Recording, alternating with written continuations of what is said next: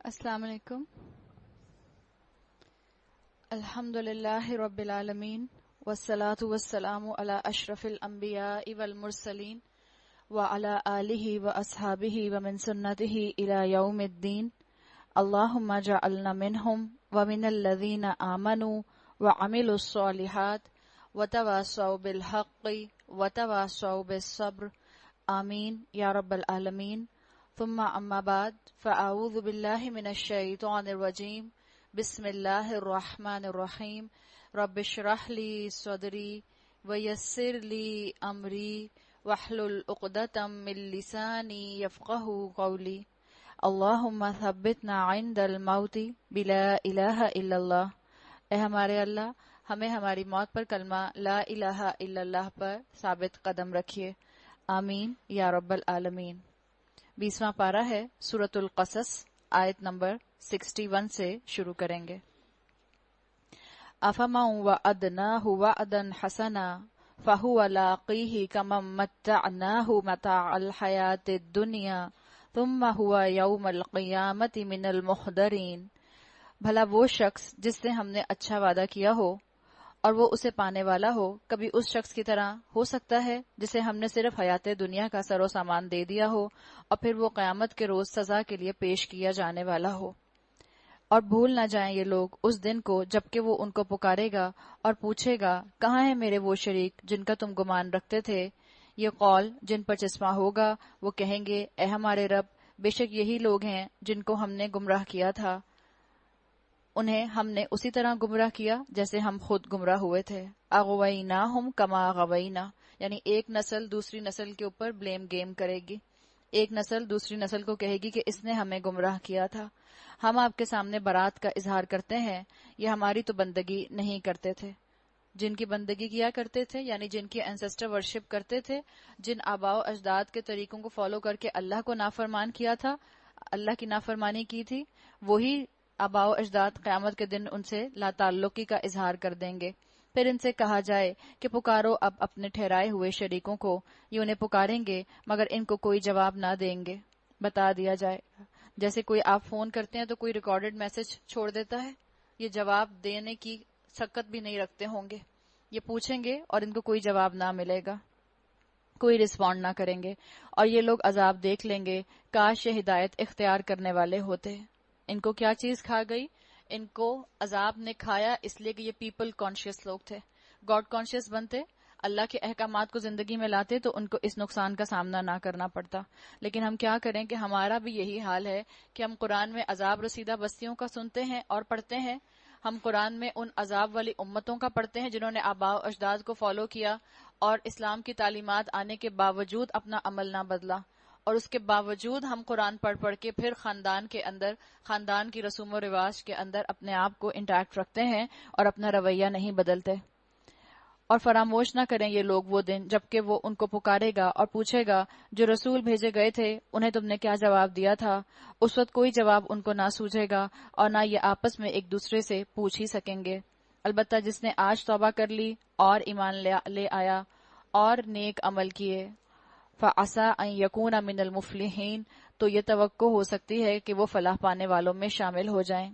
وَرَبُّكَ يَخْلُقُ مَا يَشَاءُ وَيَخْتَارُ، تیرا رب پیدا کرتا ہے جو کچھ چاہتا ہے اور خود ہی اپنے کام کے لیے جسے چاہتا ہے منتخب کر لیتا ہے.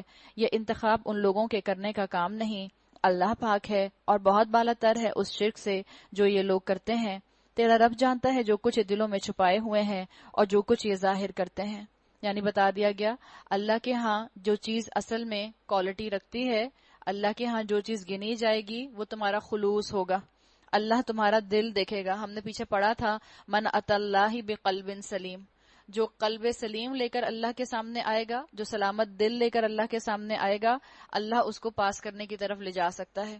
اللہ کے ہاں پاس ہونے کی منیمم کوالیفیکیشن بتا دی کہ اپنا دل سلیم لے کر آؤ، فطرت اپنی سلامت لے کر آؤ. وہی ایک اللہ ہے جس کے سوا کوئی عبادت کا مستحق نہیں، اسی کے لیے حمد ہے دنیا میں بھی اور آخرت میں بھی. وَلَهُ الْحُكْمُ وَإِلَيْهِ تُرْجَعُونَ، فرما روائی اسی کی ہے، اسی کی طرف تم سب پلٹائے جانے والے ہو. اے نبی صلی اللہ علیہ وسلم ان سے کہیے کبھی تم لوگوں نے غور کیا کہ اگر اللہ قیامت تک تم پر ہمیشہ کے لیے رات طاری کر دے تو اللہ کے سوا وہ کون سا معبود ہے جو تمہیں روشنی لا دے؟ کیا تم سنتے نہیں ہو؟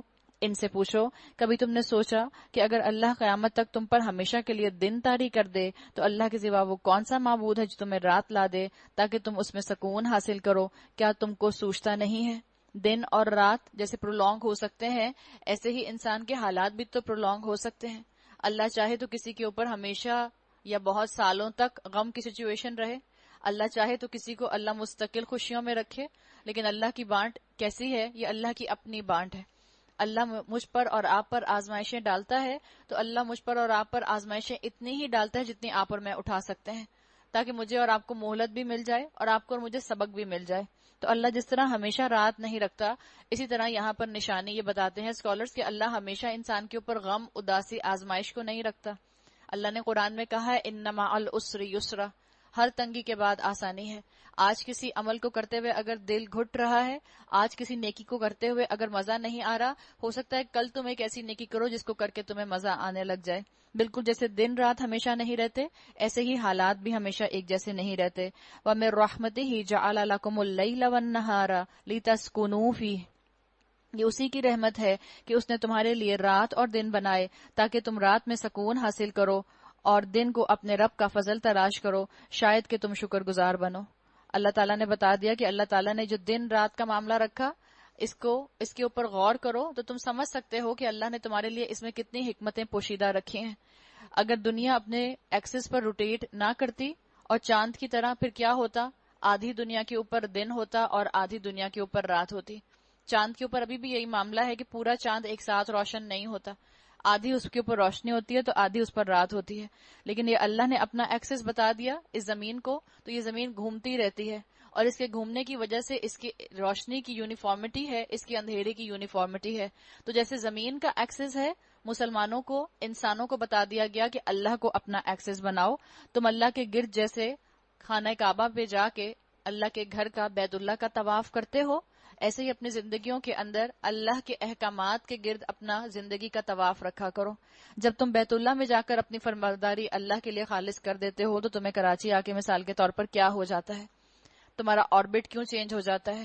تمہارا سوچنے کا انداز کیوں بدل جاتا ہے؟ تمہارا عبادت کا خلوص کہاں چلا جاتا ہے؟ تو اللہ نے کہا تو تم اس چیز پر غور کرو گے تو شاید کہ تم شکر گزار بن جاؤ۔ یاد رکھیں یہ لوگ وہ دن جب کہ وہ انہیں پکارے گا اور پوچھے گا کہاں ہے میرے وہ شریک جن کا تم گمان رکھتے تھے؟ اب ہم ہر امت میں سے ایک گواہ نکال لائیں گے، پھر وہ کہیں گے ہاتوا برہانکم، لاؤ اب اپنی دلیل۔ اس وقت انہیں معلوم ہو جائے گا کہ حق اللہ کی طرف ہے اور گم ہو جائیں گے ان کے وہ سارے جھوٹ جو انہوں نے گھڑ رکھے تھے۔ یہ واقعہ ہے کہ قارون موسیٰ کی قوم کا ایک شخص تھا۔ اب ایک شخص کا ذکر آ رہا ہے قارون ہی کا۔ ہم نے کہا تھا کہ آپ کو اس کے اندر فائنینشل، پولیٹیکل اور ریلیجیس لیڈرشپ کی بات سورہ قصص میں ملتی ہے۔ تو آپ نے دیکھا تھا کہ اس سے پہلے فرعون کا ذکر آیا، اس کے بعد حامان کا ذکر آیا، اور اس طرح سے اب قارون کا ذکر آ رہا ہے۔ قارون ایسا شخص تھا جس نے بطر کا مظاہرہ کیا تھا۔ ہم نے کل دیکھا تھا کہ بطر کس کو کہتے ہیں؟ وطر ہوتا ہے اپنی جیب سے بڑھ کر خرچ کرنا، اپنے سٹیٹس کو اعلیٰ سے اعلیٰ کرنے کے لیے لون لینا، قرضے لینا، اپنے سٹیٹس کو اعلیٰ سے اعلیٰ کرنے کے لیے لوگوں کو گھٹیا سمجھنا، اپنے سٹیٹس کے لیے، اپنی شان بڑھانے کے لیے اپنے مال کو جمع کر کر کے رکھنا، یہ سب بطر کا انسان کے اندر مرض ہوتا ہے جو اس کے اندر آ جاتا ہے، یا شو آف کرنا۔ تو قارون موسیٰ کی قوم کا ایک شخص تھا، پھر وہ اپنی قوم کے خلاف سرکش ہو گیا اور ہم نے اس کو اتنے خزانے دے رکھے تھے کہ ان کی کنجیاں طاقتور آدمیوں کی ایک جماعت مشکل سے اٹھا سکتی تھی۔ ایک دفعہ جب اس کی قوم کے لوگوں نے اس سے کہا لا تفرح، ڈو ناٹ فلانٹ، اتراؤ مت، اللہ بھولنے والوں کو پسند نہیں کرتا، شو آف کرنے والوں کو اللہ پسند نہیں کرتا۔ یہاں پہ آیا ان اللہ لا يحب الفرحین، اللہ اترانے والوں کو پسند نہیں کرتا۔ اس میں میرے اور آپ کے لیے بھی بڑا سبق ہے کہ میں اور آپ نعمتوں کے ملنے پر اترائیں نہیں، نعمتوں کے ملنے پر اس کو اپنا آنر نہ سمجھیں، بلکہ نعمت کے ملنے کو اپنے لیے ذمہ داری سمجھیں۔ جب نعمت ملے تو اس نعمت کا بوجھ مجھے جھکا دے، میرے اندر عاجزی لے کر آ جائے. اللہ کو شو آف کرنے والے پسند نہیں. اور یہ بات ہم مسلمان عورتیں اپنے پلے باندھ لیں کہ ہم کچھ کھائیں تو دکھاوے کے لیے نہ کھائیں، ہم پہنیں تو دکھاوے کے لیے نہ پہنیں، ہم اپنے گھر بنائیں تو دکھاوے کے لیے نہ بنائیں، ہم اپنے بچوں کو بہترین سکولز میں ڈالیں تو دکھاوے کے لیے نہ ڈالیں. میں اور آپ نہ اپنی ورتھ گھر، گاڑی اور بچوں کے سکول سے نکالیں، نہ کسی دوسرے انسان کی ورتھ جو ہے وہ ان چیزوں سے نکالیں. بطر کا شکار جو قومیں ہوتی ہیں، اللہ ان کو اسی عذاب میں غرق کر دیتا ہے کہ وہ ساری زندگی شو آف کرتی رہ جاتی ہیں اور دوسروں کی ورث بھی اسی طرح سے نکالتے ہیں. اگر ہم اس طرح چاہتے ہیں کہ ہم لوگوں کی نظروں میں اپنی نعمتوں کے ذریعے بلند ہوں تو یاد رکھیں اللہ پھر ایسی قوم کے اوپر ذلت کا عذاب بھیج دیتا ہے. تو یہ چیز ہے جس کے اندر اللہ تعالیٰ نے کہا اترانے والا اللہ کو پسند نہیں. اترانے کے اندر بہت سی چیزیں آ سکتی ہیں. انسان اپنی اولاد پر اترا سکتا ہے، انسان اپنے شوہر پر اترا سکتا ہے. اپنی نعمتوں کو دیکھ کر اترانے کی بجائے میری چیز سب سے اچھی، میرا گھر سب سے اچھا، میری گاڑی سب سے اچھی، میرے بچے سب سے اچھی.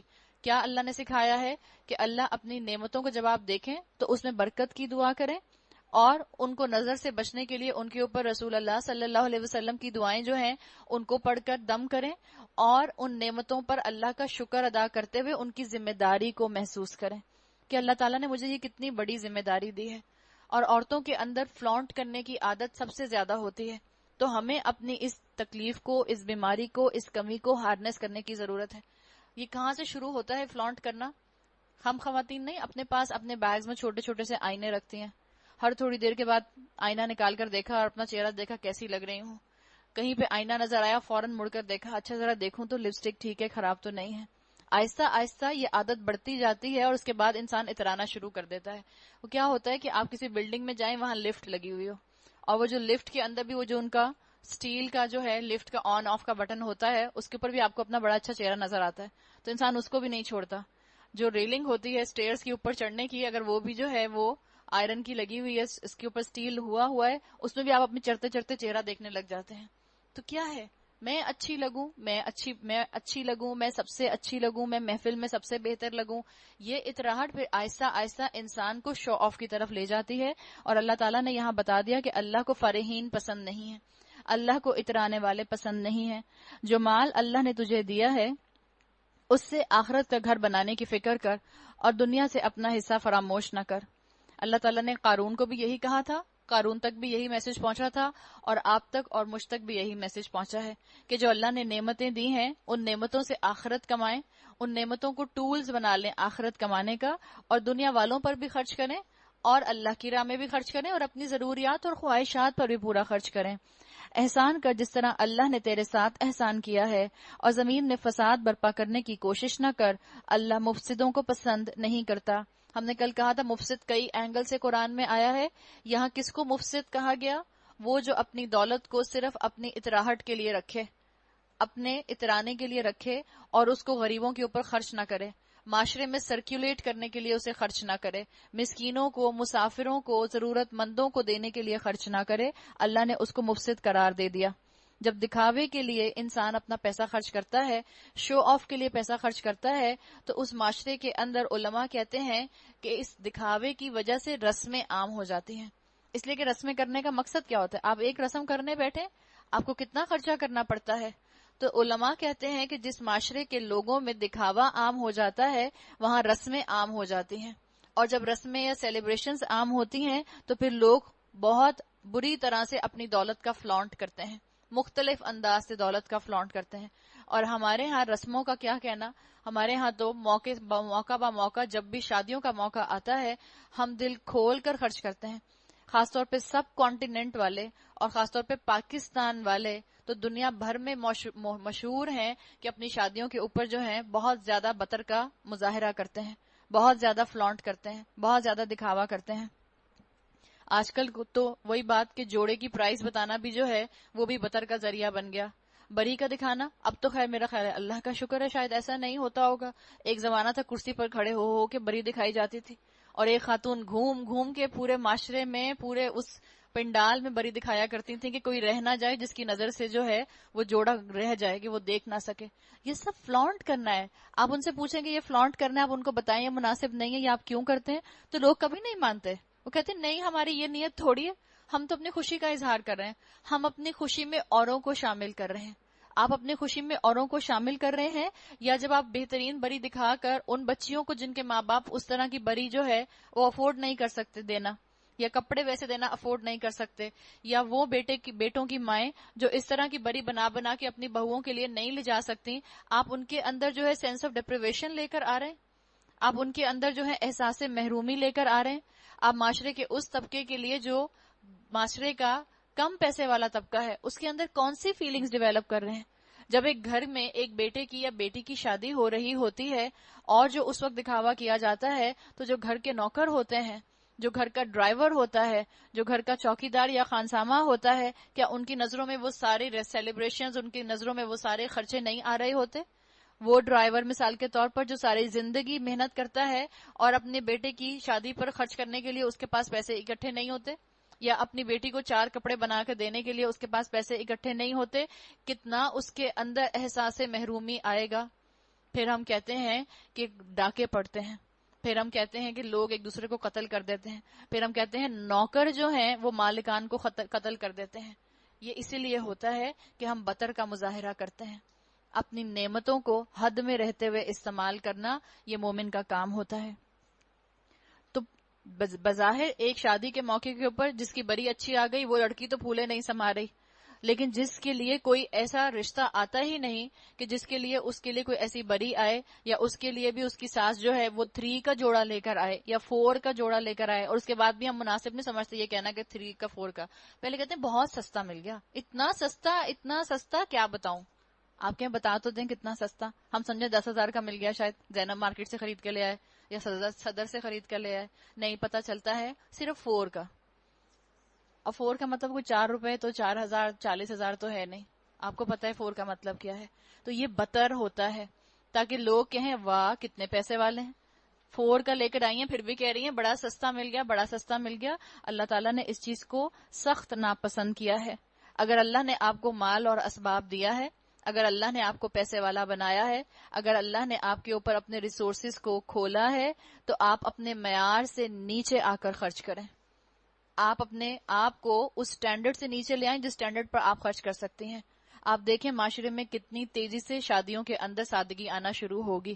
آپ میں سے ہر ایک، ہم میں سے ہر ایک اپنے اپنی اولاد کی شادیوں کے اوپر سادگی اختیار کرے. پھر دیکھیں اللہ تعالیٰ کس طرح سے معاشرے کے اندر اس چیز کو پھیلاتے ہیں. اس لیے کہ معاشرے کے جو پیسے والے طبقے کے لوگ ہیں، جو پڑھا لکھا طبقہ ہے، جو ایلیٹ کلاس ہے، اسی کو ایفرٹ کرنی پڑے گی، اسی کو اپنا سٹینڈرڈ تھوڑا سا کم کرنا پڑے گا. اپنی جیب کا خرچہ جو ہے، ہو سکتا ہے آپ بہت خرچہ کر سکتے ہو، لیکن تھوڑا شادی کے موقع پر خرچہ کم کرنا اور سادگی اختیار کرنا. رسول اللہ صلی اللہ علیہ وسلم کی اس حدیث کے اندر بھی ہم آ جائیں گے کہ آپ نے فرمایا سادگی والا نکاح سب سے برکت والا نکاح ہے. تو برکت بھی ہو جائے گی اس سے انشاءاللہ. لوگ آپ سے حسد نہیں کریں گے، لوگ آپ کو نظر لگانے کا باعث نہیں بنیں گے، آپ کی اولاد کی خوشیوں پر کسی کی نظر نہیں لگے گی. کوئی جو ہیو ناٹس ہیں ان کے اندر احساس محرومی نہیں آئے گا. اللہ آپ سے کتنا خوش ہوگا. تو بتا دیا گیا کہ اللہ مفسدوں کو پسند نہیں کرتا، اور یہاں اس کو مفسد کہا گیا جو بے تحاشا سیریمنیز کرے، بے تحاشا رسمیں کرے اور خوب فلانٹ کرے. تو قارون کو بھی یہی کہا گیا تھا. تو اس نے کہا یہ سب کچھ تو مجھے اس علم کی بنا پر دیا گیا ہے جو مجھ کو حاصل ہے. انما اوتیتو علی علم عندی، یہ تو سارا میرا کریڈٹ ہے. یہ جو میں نے علم کی وجہ سے مال کمایا ہے، یہ جو میں نے پروفیشن اتنا پڑھ پڑھ کر کمایا، اس کی وجہ سے مجھے یہ کریڈٹ ملا ہے. اترا رہا ہے، بطر کا مظاہرہ بھی ہے اور اترا بھی رہا ہے، فرحین کے اندر بھی شامل ہو رہا ہے. کیا اس کو یہ علم نہ تھا کہ اللہ اس سے پہلے بہت سے ایسے لوگوں کو ہلاک کر چکا ہے جو اس سے زیادہ قوت اور جمعیت رکھتے تھے؟ مجرموں سے تو ان کے گناہ نہیں پوچھے جاتے. ایک روز وہ اپنی قوم کے سامنے اپنے پورے ٹھاٹ میں نکلا. یہ اس کا کرمنل ایٹیٹیوڈ بتا دیا گیا کہ کیا تھا، اتراتا تھا. جو معاشرے کے پسے ہوئے لوگ تھے ان کے مقابلے میں اپنے آپ کو بہت اعلیٰ سمجھتا تھا. اپنی ورتھ کو اس نے اپنی صلاحیتوں کے ساتھ اٹیچ کر دیا. اپنی ورتھ اپنی نظروں میں دیکھی، اپنی ورتھ اپنے مال کی نظر سے دیکھی، اپنی ورتھ کو اللہ کی نظر سے نہ دیکھا. تو ایک دن آتا ہے کہ بہت ٹھاٹ کے ساتھ مغرور بن کر غرور کرتے ہوئے تکبر کے ساتھ اپنے اس پوری فوج کے ساتھ نکلا۔ جو لوگ حیات دنیا کے طالب تھے اسے دیکھ کر کہنے لگے کاش ہمیں بھی وہی کچھ ملتا جو قارون کو دیا گیا ہے، یہ تو بڑے نصیبے والا ہے۔ او ہی از سو لکی۔ یہ والا کانسیپٹ، کسی کی نعمت کو دیکھ کر اس طرح سے انسان حسد کا شکار بھی ہوتا ہے اور نظر بھی لگتی ہے۔ تو کیا کہہ رہے ہیں؟ ہی از سو لکی۔ اور کیوں کہہ رہے ہیں ہی از سو لکی؟ اس لیے کہ کیا اس کے پاس جو مال ہے اس سے وہ ڈونیشنز دیتا ہے، اس سے وہ ہسپتال بنواتا ہے، اس سے وہ آرفنیجز بنواتا ہے، اس سے وہ معاشرے کے پسے ہوئے طبقوں کا خیال رکھتا ہے؟ نہیں، اس لیے نہیں۔ کہنے لگے مگر جو علم رکھنے والے تھے وہ کہنے لگے افسوس تمہارے حال پر، اللہ کا ثواب بہتر ہے اس شخص کے لیے جو ایمان لائے اور نیک عمل کرے۔ ان میں سے جو لوگ اللہ کی عظمت جانتے تھے، جو لوگ اللہ کے علم کو اپنے ذہنوں میں اور اپنے دلوں میں بسانے والے تھے، وہ اس کے دھوکے میں نہیں آئے، بلکہ اتنا دکھاوا دیکھ کے وہ ڈر گئے۔ تو یاد رکھیں، جو خود کسی نہ کسی کمی کا شکار ہوتا ہے وہ جلدی کسی کی دولت سے مروب ہو جاتا ہے۔ آپ کے پاس اللہ نے بہت پیسہ دیا ہے یا آپ کے پاس اللہ نے کم پیسہ دیا ہے یا آپ کے پاس اللہ نے درمیانہ پیسہ دیا ہے، کسی دوسرے کی نعمت کو دیکھ کر آپ کبھی حسد یا رشک کا شکار نہ ہوں۔ رشک کے قابل تو دو ہی لوگ ہیں، اللہ کے رسول صلی اللہ علیہ وسلم نے فرما دیا، ایک وہ جس کو اللہ تعالیٰ نے علم دیا ہے اور وہ اس علم کو لے کر عمل بھی کرتا ہے اور معاشرے میں اس علم کو لے کر پھرتا ہے، یعنی لوگوں تک پہنچاتا ہے، اور دوسرا وہ جس کو اللہ نے مال دیا ہے اور وہ خوب اللہ کی راہ میں صدقہ کرتا ہے۔ دنیا والوں کے اوپر رشک نہیں کیا جاتا۔ کسی دنیا والے کی نعمت دیکھیں تو کہیں اللہ اس کو مبارک کرے، اللہ اس میں برکت ڈالے، اللہ اس نعمتوں کو اپنی راہ میں استعمال کرنے کی توفیق دے۔ انسان رشک کبھی نہ کرے۔ تو ان میں بھی ایسے لوگ تھے جن میں سے کچھ نے تو اس پر رشک کیا، کہا کتنا لکی ہے، کیسے جو ہے وہ اپنے مال کو اترا رہا ہے لے کر اور کیسے پیسے والا بنا ہوا ہے۔ اور ان میں سے کچھ لوگ ایسے تھے جو اللہ والے تھے، انہوں نے کہا کہ اللہ کا ثواب بہتر ہے اس شخص کے لیے جو ایمان لائے اور نیک عمل کرے، وَلَا يُلَقَّاهَا إِلَّا الصَّابِرُونَ، اور یہ دولت نہیں ملتی مگر صبر کرنے والوں کو۔ کون سی دولت؟ صبر کی دولت، یعنی دوسروں کی دولت کو دیکھ کر حسد نہ کرنے کی دولت۔ یہ صفت انہی کو ملتی ہے جو صبر کرتے ہیں، جو دوسروں کی دولت کو دیکھ کر آہیں نہیں بھرتے۔ فَخَسَفْنَا بِهِ وَبِدَارِهِ الْأَرْضِ، آخر کار ہم نے اسے اور اس کے گھر کو زمین میں دھسا دیا، یعنی قارون کی بات ہو رہی ہے۔ پھر کوئی اس کے حامیوں کا گروہ نہ تھا جو اللہ کے مقابلے میں اس کی مدد کو آتا، اور نہ وہ خود اپنی مدد آپ کر سکا۔ اب وہی لوگ جو کل اس کی منزلت کی تمنا کر رہے تھے، یعنی جو اس کے اوپر رشک کر رہے تھے، جو کہہ رہے تھے او ہی سو لکی، اب وہ کیا کہہ رہے ہیں؟ کہنے لگے افسوس، ہم بھول گئے تھے کہ اللہ اپنے بندوں میں سے جس کا رزق چاہتا ہے کشادہ کرتا ہے اور جسے چاہتا ہے نپا تلا دیتا ہے۔ اگر اللہ نے ہم پر احسان نہ کیا ہوتا تو ہمیں بھی زمین میں دھسا دیتا۔ اللہ کیا کہا انہوں نے؟ وَإِكَأَنَّهُ لَا يُفْلِحُ الْكَافِرُونَ، افسوس ہم کو یاد نہ رہا کہ کافر فلاح نہیں پایا کرتے۔ یہاں کافر کس کو کہا گیا؟ اپنی نعمتوں کے بارے میں ناشکری کرنے والوں کو کافر کہا گیا۔ وہ کافر جو اپنے آپ کو نمایاں کرنا چاہتا ہے، اللہ کے دین کو نیچا کرنا چاہتا ہے۔ وہ آخرت کا گھر تو ہم ان لوگوں کے لیے مخصوص کر دیں گے جو زمین میں اپنی بڑائی نہیں چاہتے، یعنی ان کو فال موڈسٹی نہیں چاہیے اور نہ فساد کرنا چاہتے ہیں۔ فساد کس کو کہا گیا؟ اسکالرز کے مطابق یہاں فساد آیا ہے کہ وہ اپنی دولت کی نمائش نہیں کرنا چاہتے، یہاں فساد ان کے لیے آیا ہے۔ جب آیا لا یریدون علوا فی الارض ولا فسادا، فساد کا مطلب کیا ہے؟ کہ وہ اپنی دولت کی نمائش نہیں کرنا چاہتے، اور انجام کی بھلائی متقیوں ہی کے لیے ہے، یعنی بتا دیا گیا کہ جو اللہ کے راستے پر ہوتا ہے وہ خود کو نمایاں نہیں کرتا، جب وہ دین کا کام بھی کر رہا ہوتا ہے تو اپنے آپ کو نمایاں نہیں کرنا چاہتا، اپنے آپ کو نہیں منوانا چاہتا، اللہ کا کلمہ بلند کرنا چاہتا ہے، اللہ اور رسول کا بندہ لوگوں کو بنوانا چاہتا ہے۔ وہ نہیں کہتا کہ سب میرے ہاتھ پر بیعت کرو اور سب میری بات مانو اور سب میرے والے بن جاؤ، یہ والے بن جاؤ یا وہ والے بن جاؤ یا وہ والے بن جاؤ۔ وہ کیا کہتا ہے؟ اللہ والے بن جاؤ۔ جنت کا راستہ ہوتا ہے اس کے سامنے، اس لیے وہ باقیوں کو بھی اسی جنت کے راستے پر ڈالتا ہے۔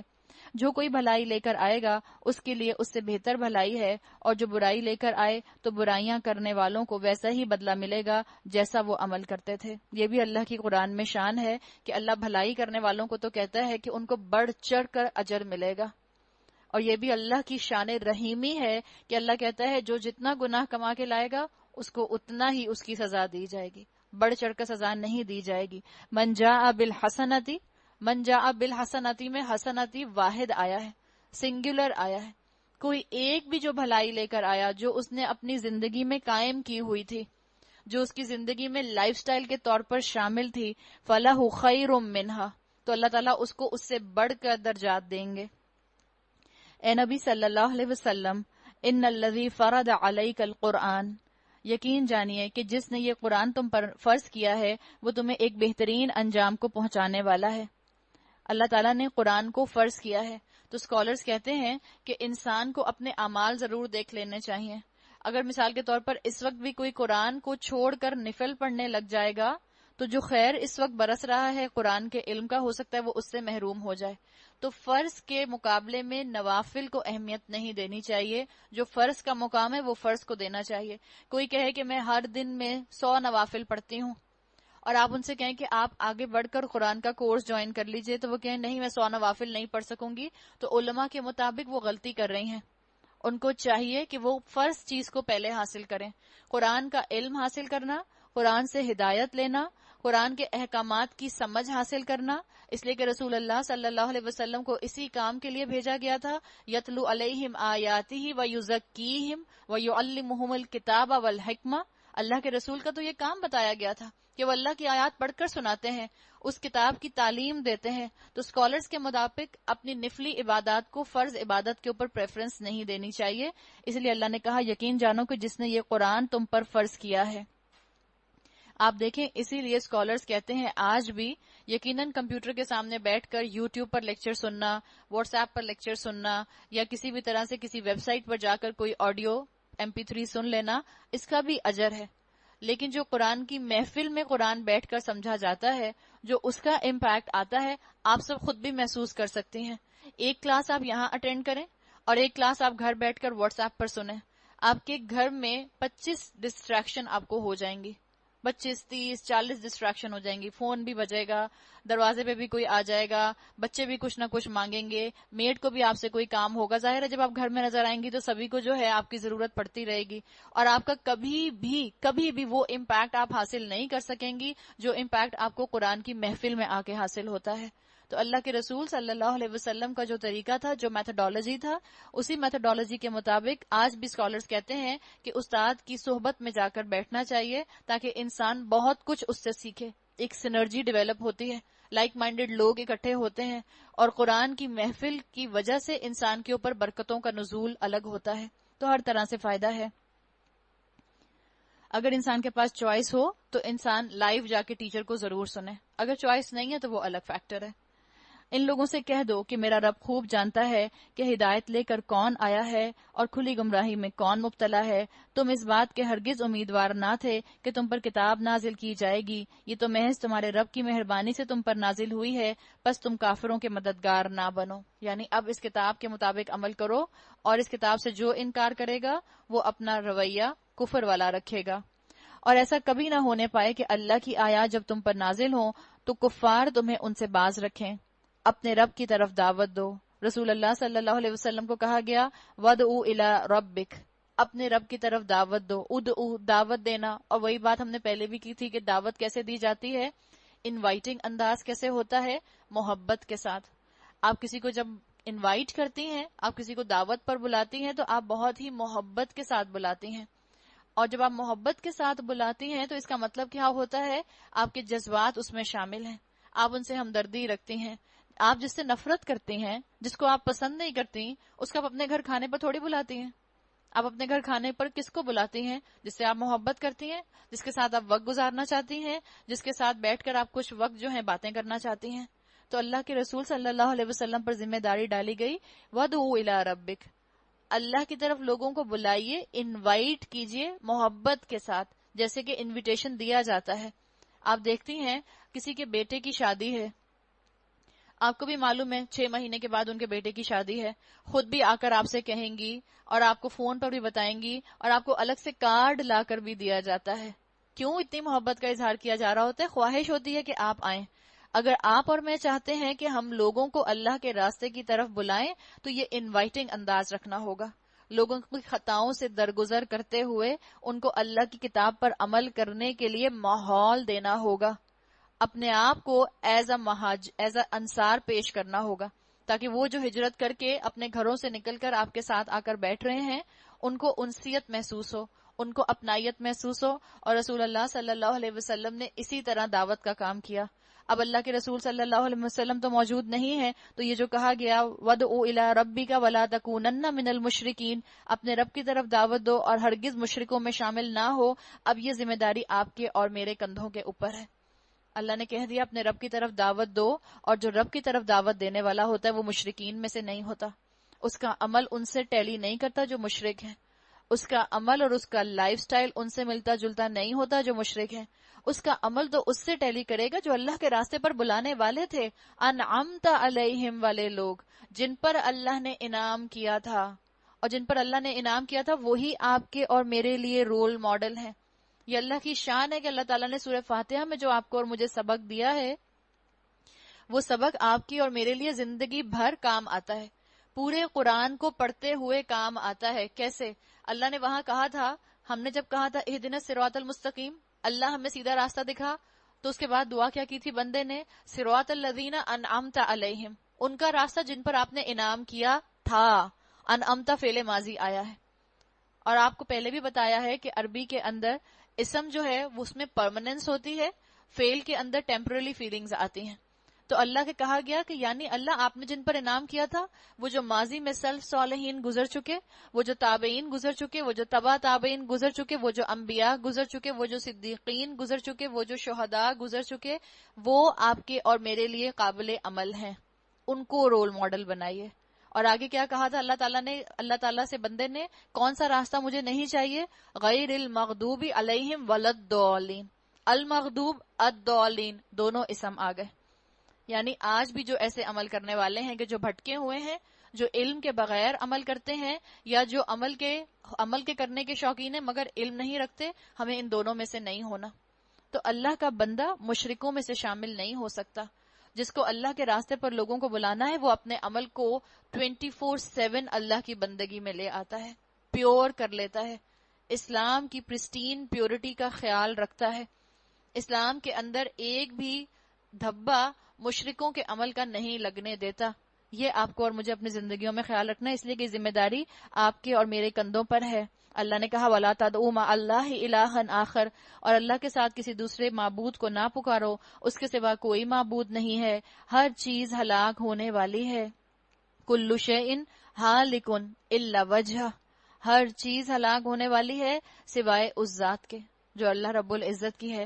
لَهُ الْحُكْمُ، فرما روائی اسی کی ہے. وَإِلَيْهِ تُرْجَعُونَ، اسی کی طرف تم سب پلٹائے جاؤ گے.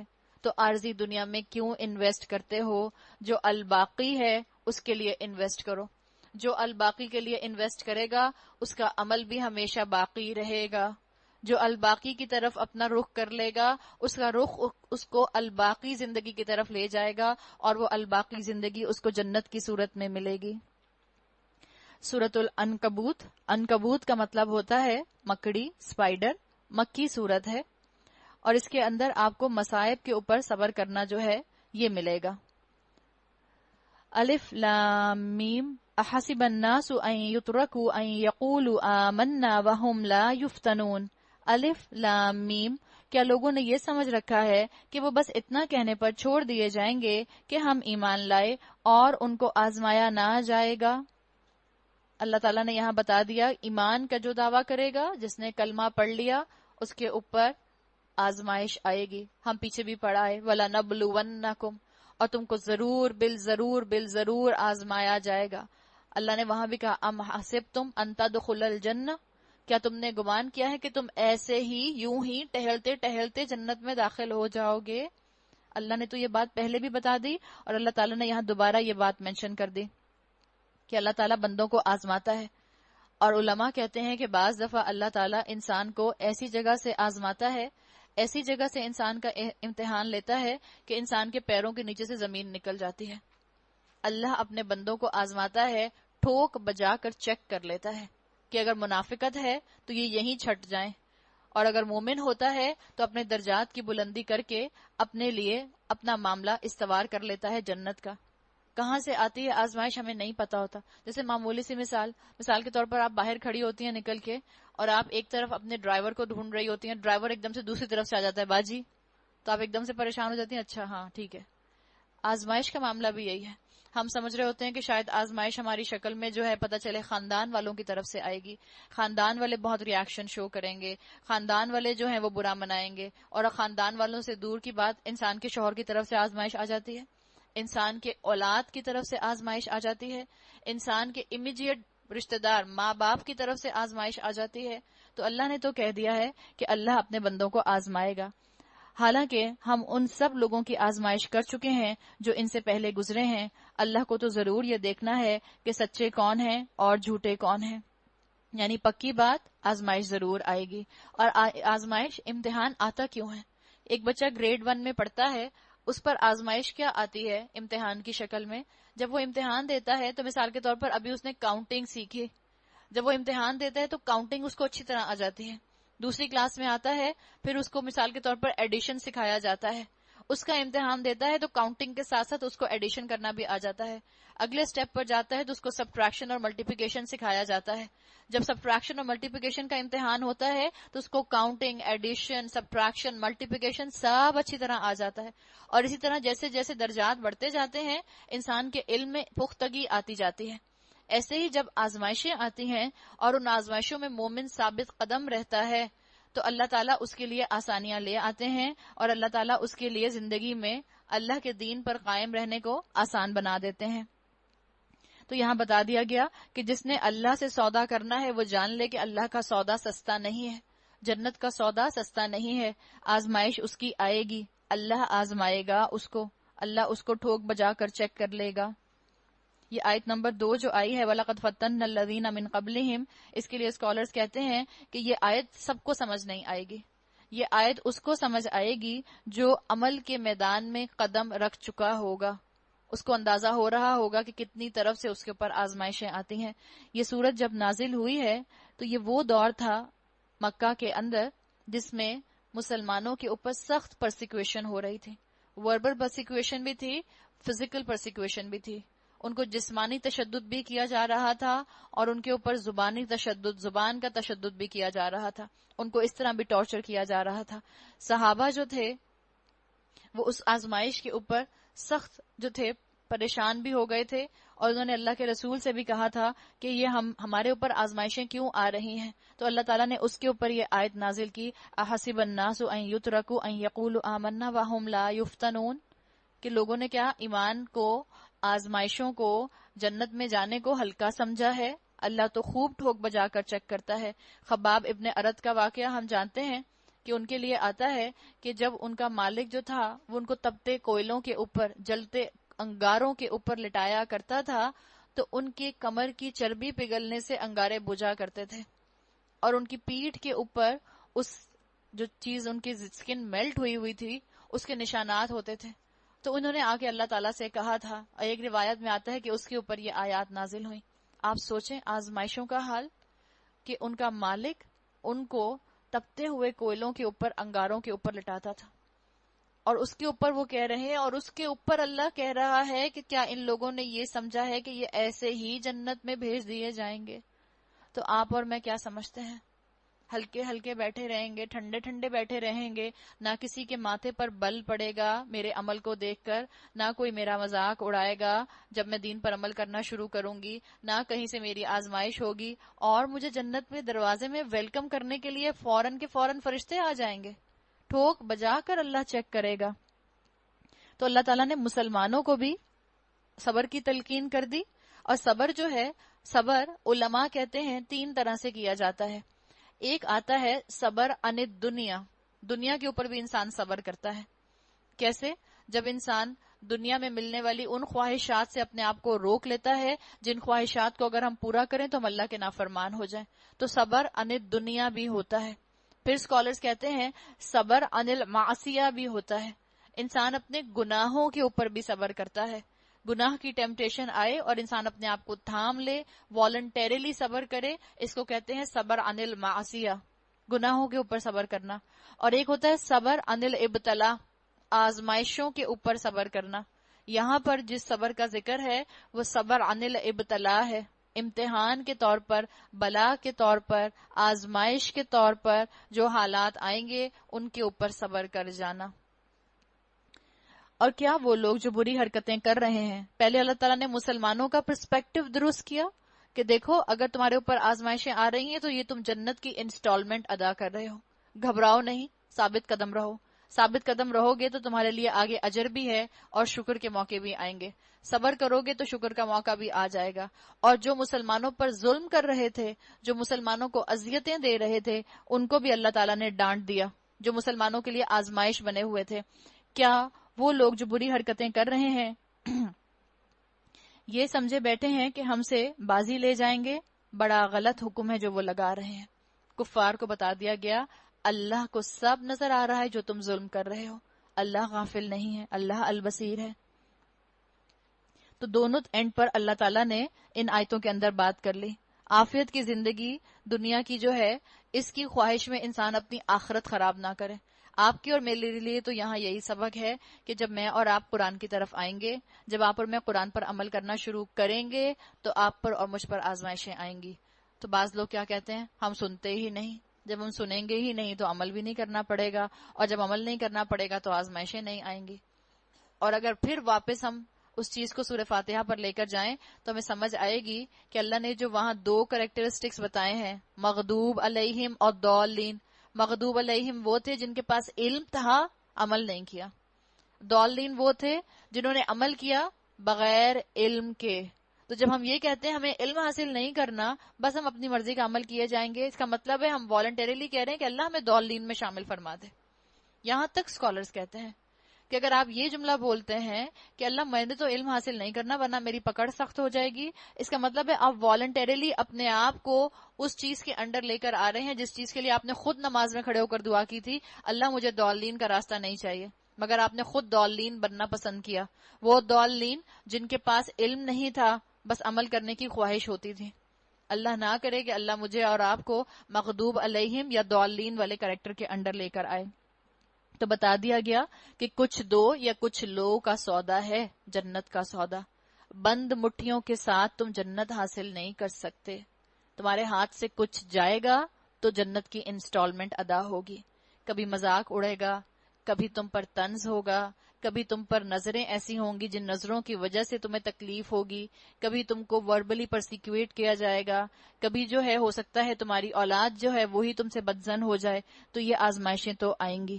آپ دیکھیں ایک انسان جو درخت حاصل کرنا چاہتا ہے کہ اس کے باغ کے اندر آم کا درخت ہو اور بیج کو اپنے ہاتھ میں دبا کر بیٹھ جائے اور کہے آم کا درخت آ جائے، آم کا درخت آ جائے، آم کا درخت آ جائے. آم کا درخت آئے گا؟ بیج کو ہاتھ میں دبا کر بیٹھیں گے تو آم کا درخت نہیں حاصل کر سکتے. بیج کو زمین کے اندر دبائیں گے تب آم کا درخت آئے گا. اور زمین کے اندر دبانے کے لیے زمین کو صاف کرنا ہوتا ہے، ویڈز کو ہٹانا ہوتا ہے، جنگلی جو پودے ہوتے ہیں ان کو ہٹانا ہوتا ہے. اس بیج کو ڈالنے کے بعد کیا آپ نے آج بیج ڈالا، صبح آپ کو درخت مل جائے گا؟ نہیں ملتا. آپ آج عمل کریں گی، پھر آپ کو صبر کے ساتھ اس عمل کی حفاظت کرنی ہوگی. آپ نے بیج ڈال دیا، اب اس کے بعد اگلے دن کسان اٹھتا ہے، اس کو پودا نظر نہیں آتا، خاموشی ہوتی ہے زمین کے اندر بالکل. پھر بھی وہ پانی ڈالتا ہے امید کے ساتھ. اگلے دن پھر سوتا ہے، پھر صبح اٹھتا ہے، کیا پودا نکل آتا ہے؟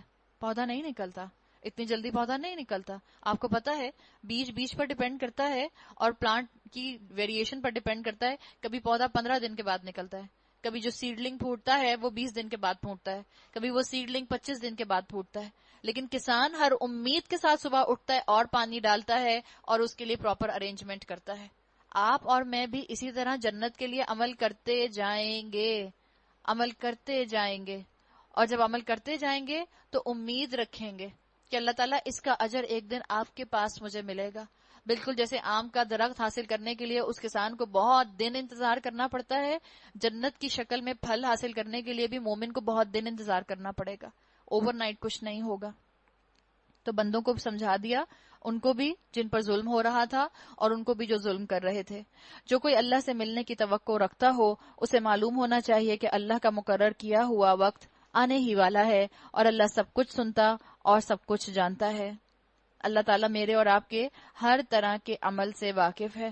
اللہ کرے کہ اللہ ہم جو عمل کر رہے ہیں وہ عبادت بن جائیں، اللہ ہماری زندگی کو بندگی کی شکل بنا دے، اللہ ہمارے اعمال کو قیامت کے دن، نیک اعمال کو قیامت کے دن ہمارے نامہ اعمال میں سے نکال دے۔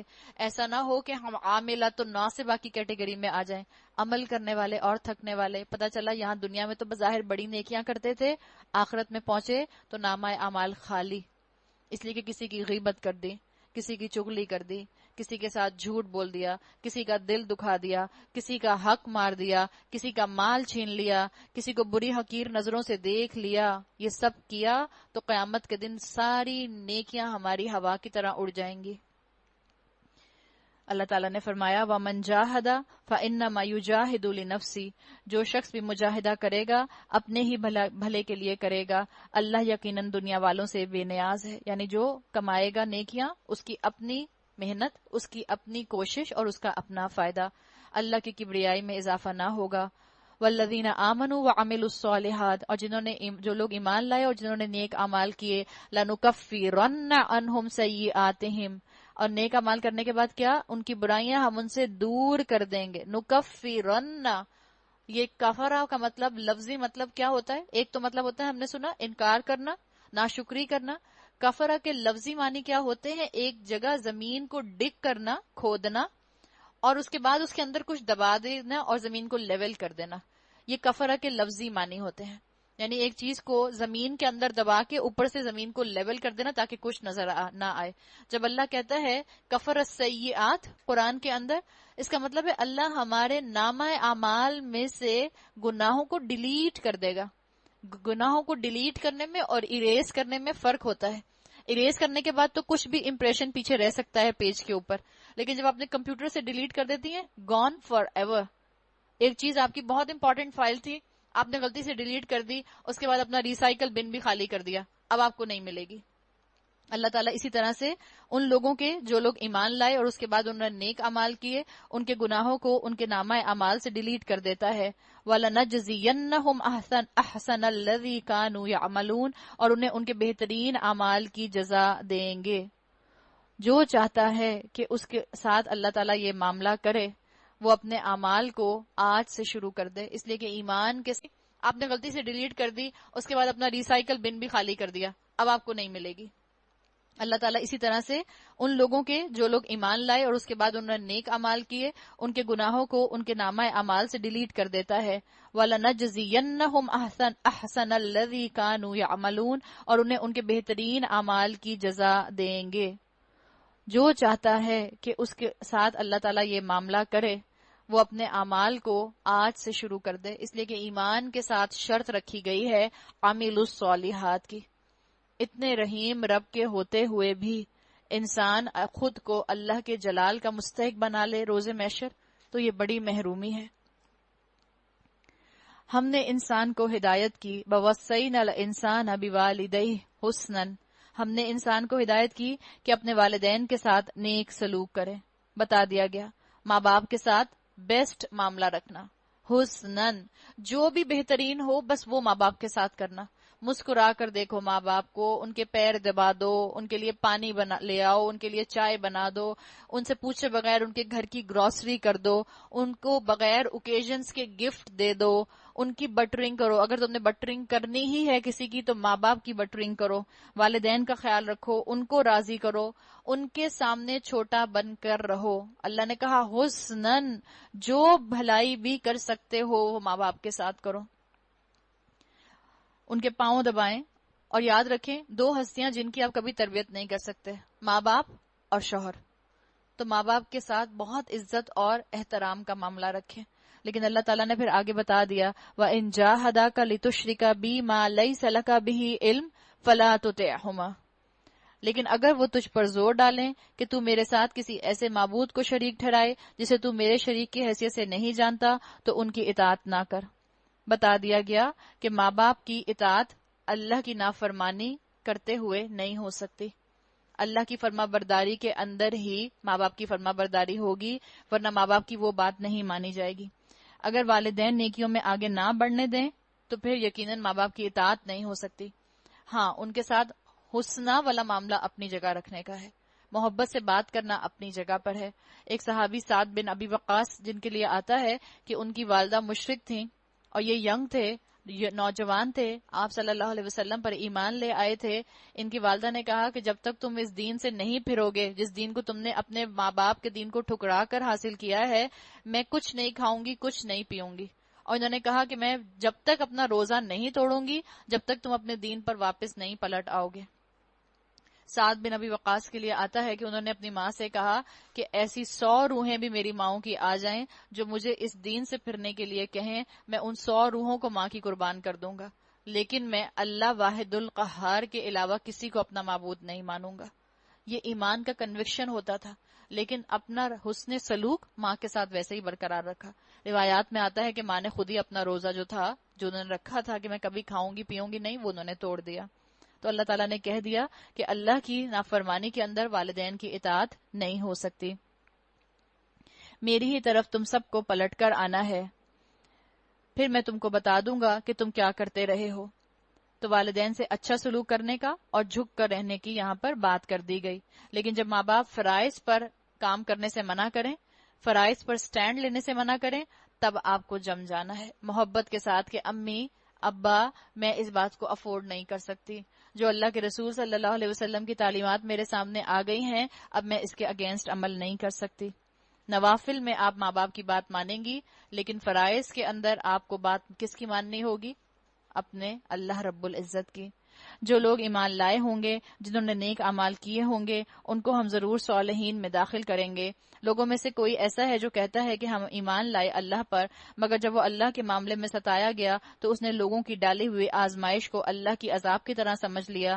اب اگر تیرے رب کی طرف سے فتح اور نصرت آ گئی تو یہی شخص کہے گا کہ ہم تو تمہارے ساتھ ہی تھے۔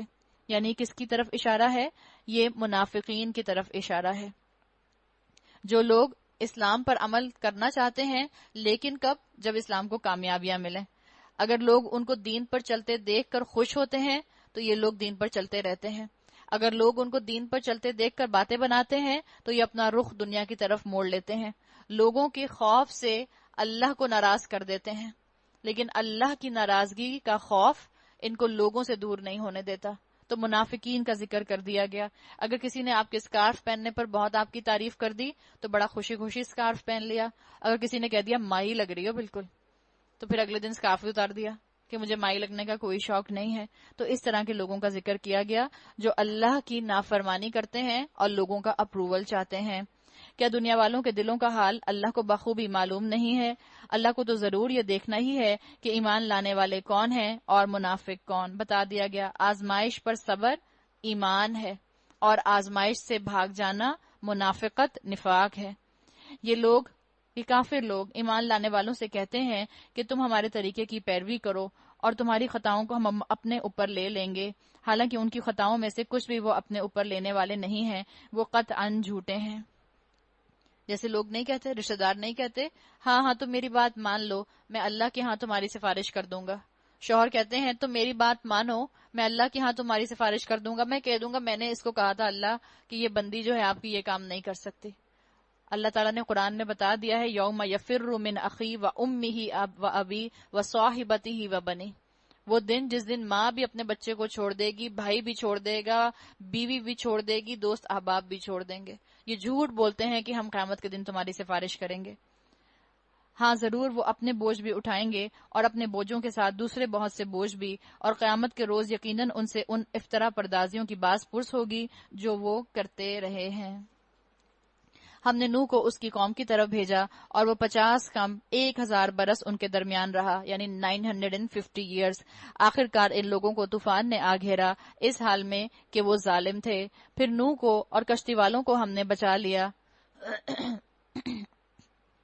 اور اسے دنیا والوں کے لیے ایک نشان عبرت بنا کر رکھ دیا۔ اللہ تعالیٰ نے اس مکی صورت میں اس مقام پر یہ مثالیں دے کر مسلمانوں کو صبر کی تلقین کر دی، صبر کی مثال دے دی اور بتا دیا کہ تم سے پہلے بھی ایسے بہت سے لوگ گزرے ہیں جنہوں نے بہت زیادہ صبر کیا، اور کتنے لوگ اس سے پہلے اللہ کے راستے پر چل چکے ہیں جن پر لوگوں نے اذیتیں ڈھائیں.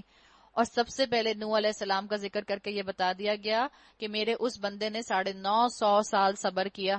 تم پر تو بھی آزمائشیں آئے ہوئے 10-11 سال ہی ہوئے ہیں اے مکہ والو.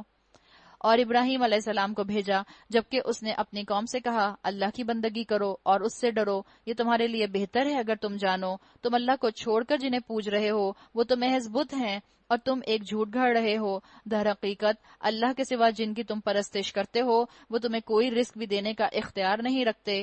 اللہ سے رزق مانگو وَاعْبُدُوهُ وَاشْكُرُوا لَهُ إِلَيْهِ تُرْجَعُونَ. اسی کی بندگی کرو، اسی کا شکر ادا کرو، اسی کی طرف تم پلٹائے جانے والے ہو.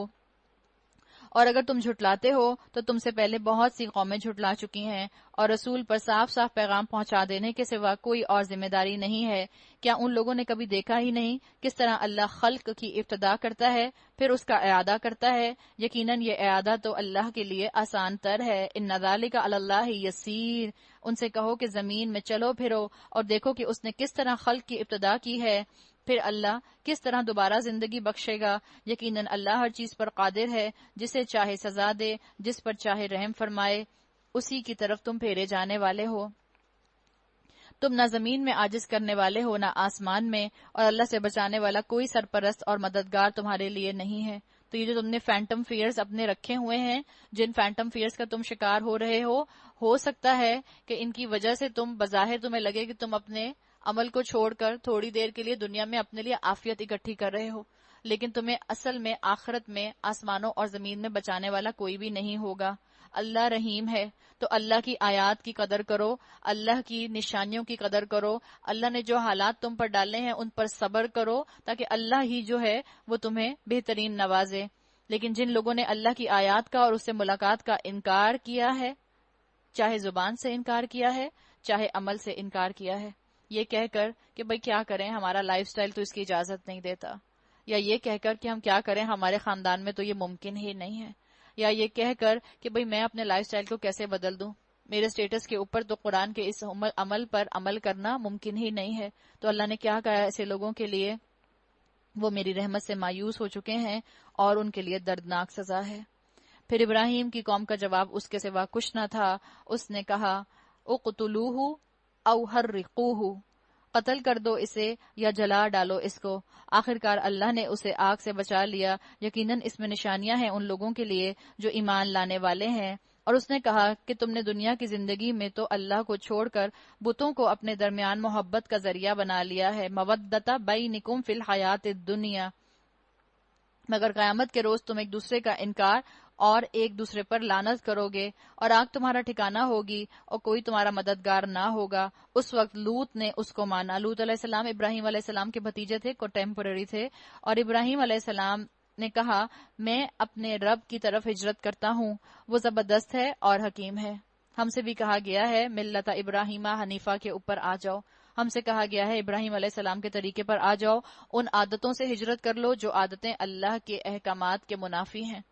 اس سوچ سے ہجرت کر لو جو سوچ تمہیں گناہوں کی طرف لے کر جاتی ہے. اس لائف سٹائل سے ہجرت کر لو جو لائف سٹائل سنتوں سے ٹکراتا ہے.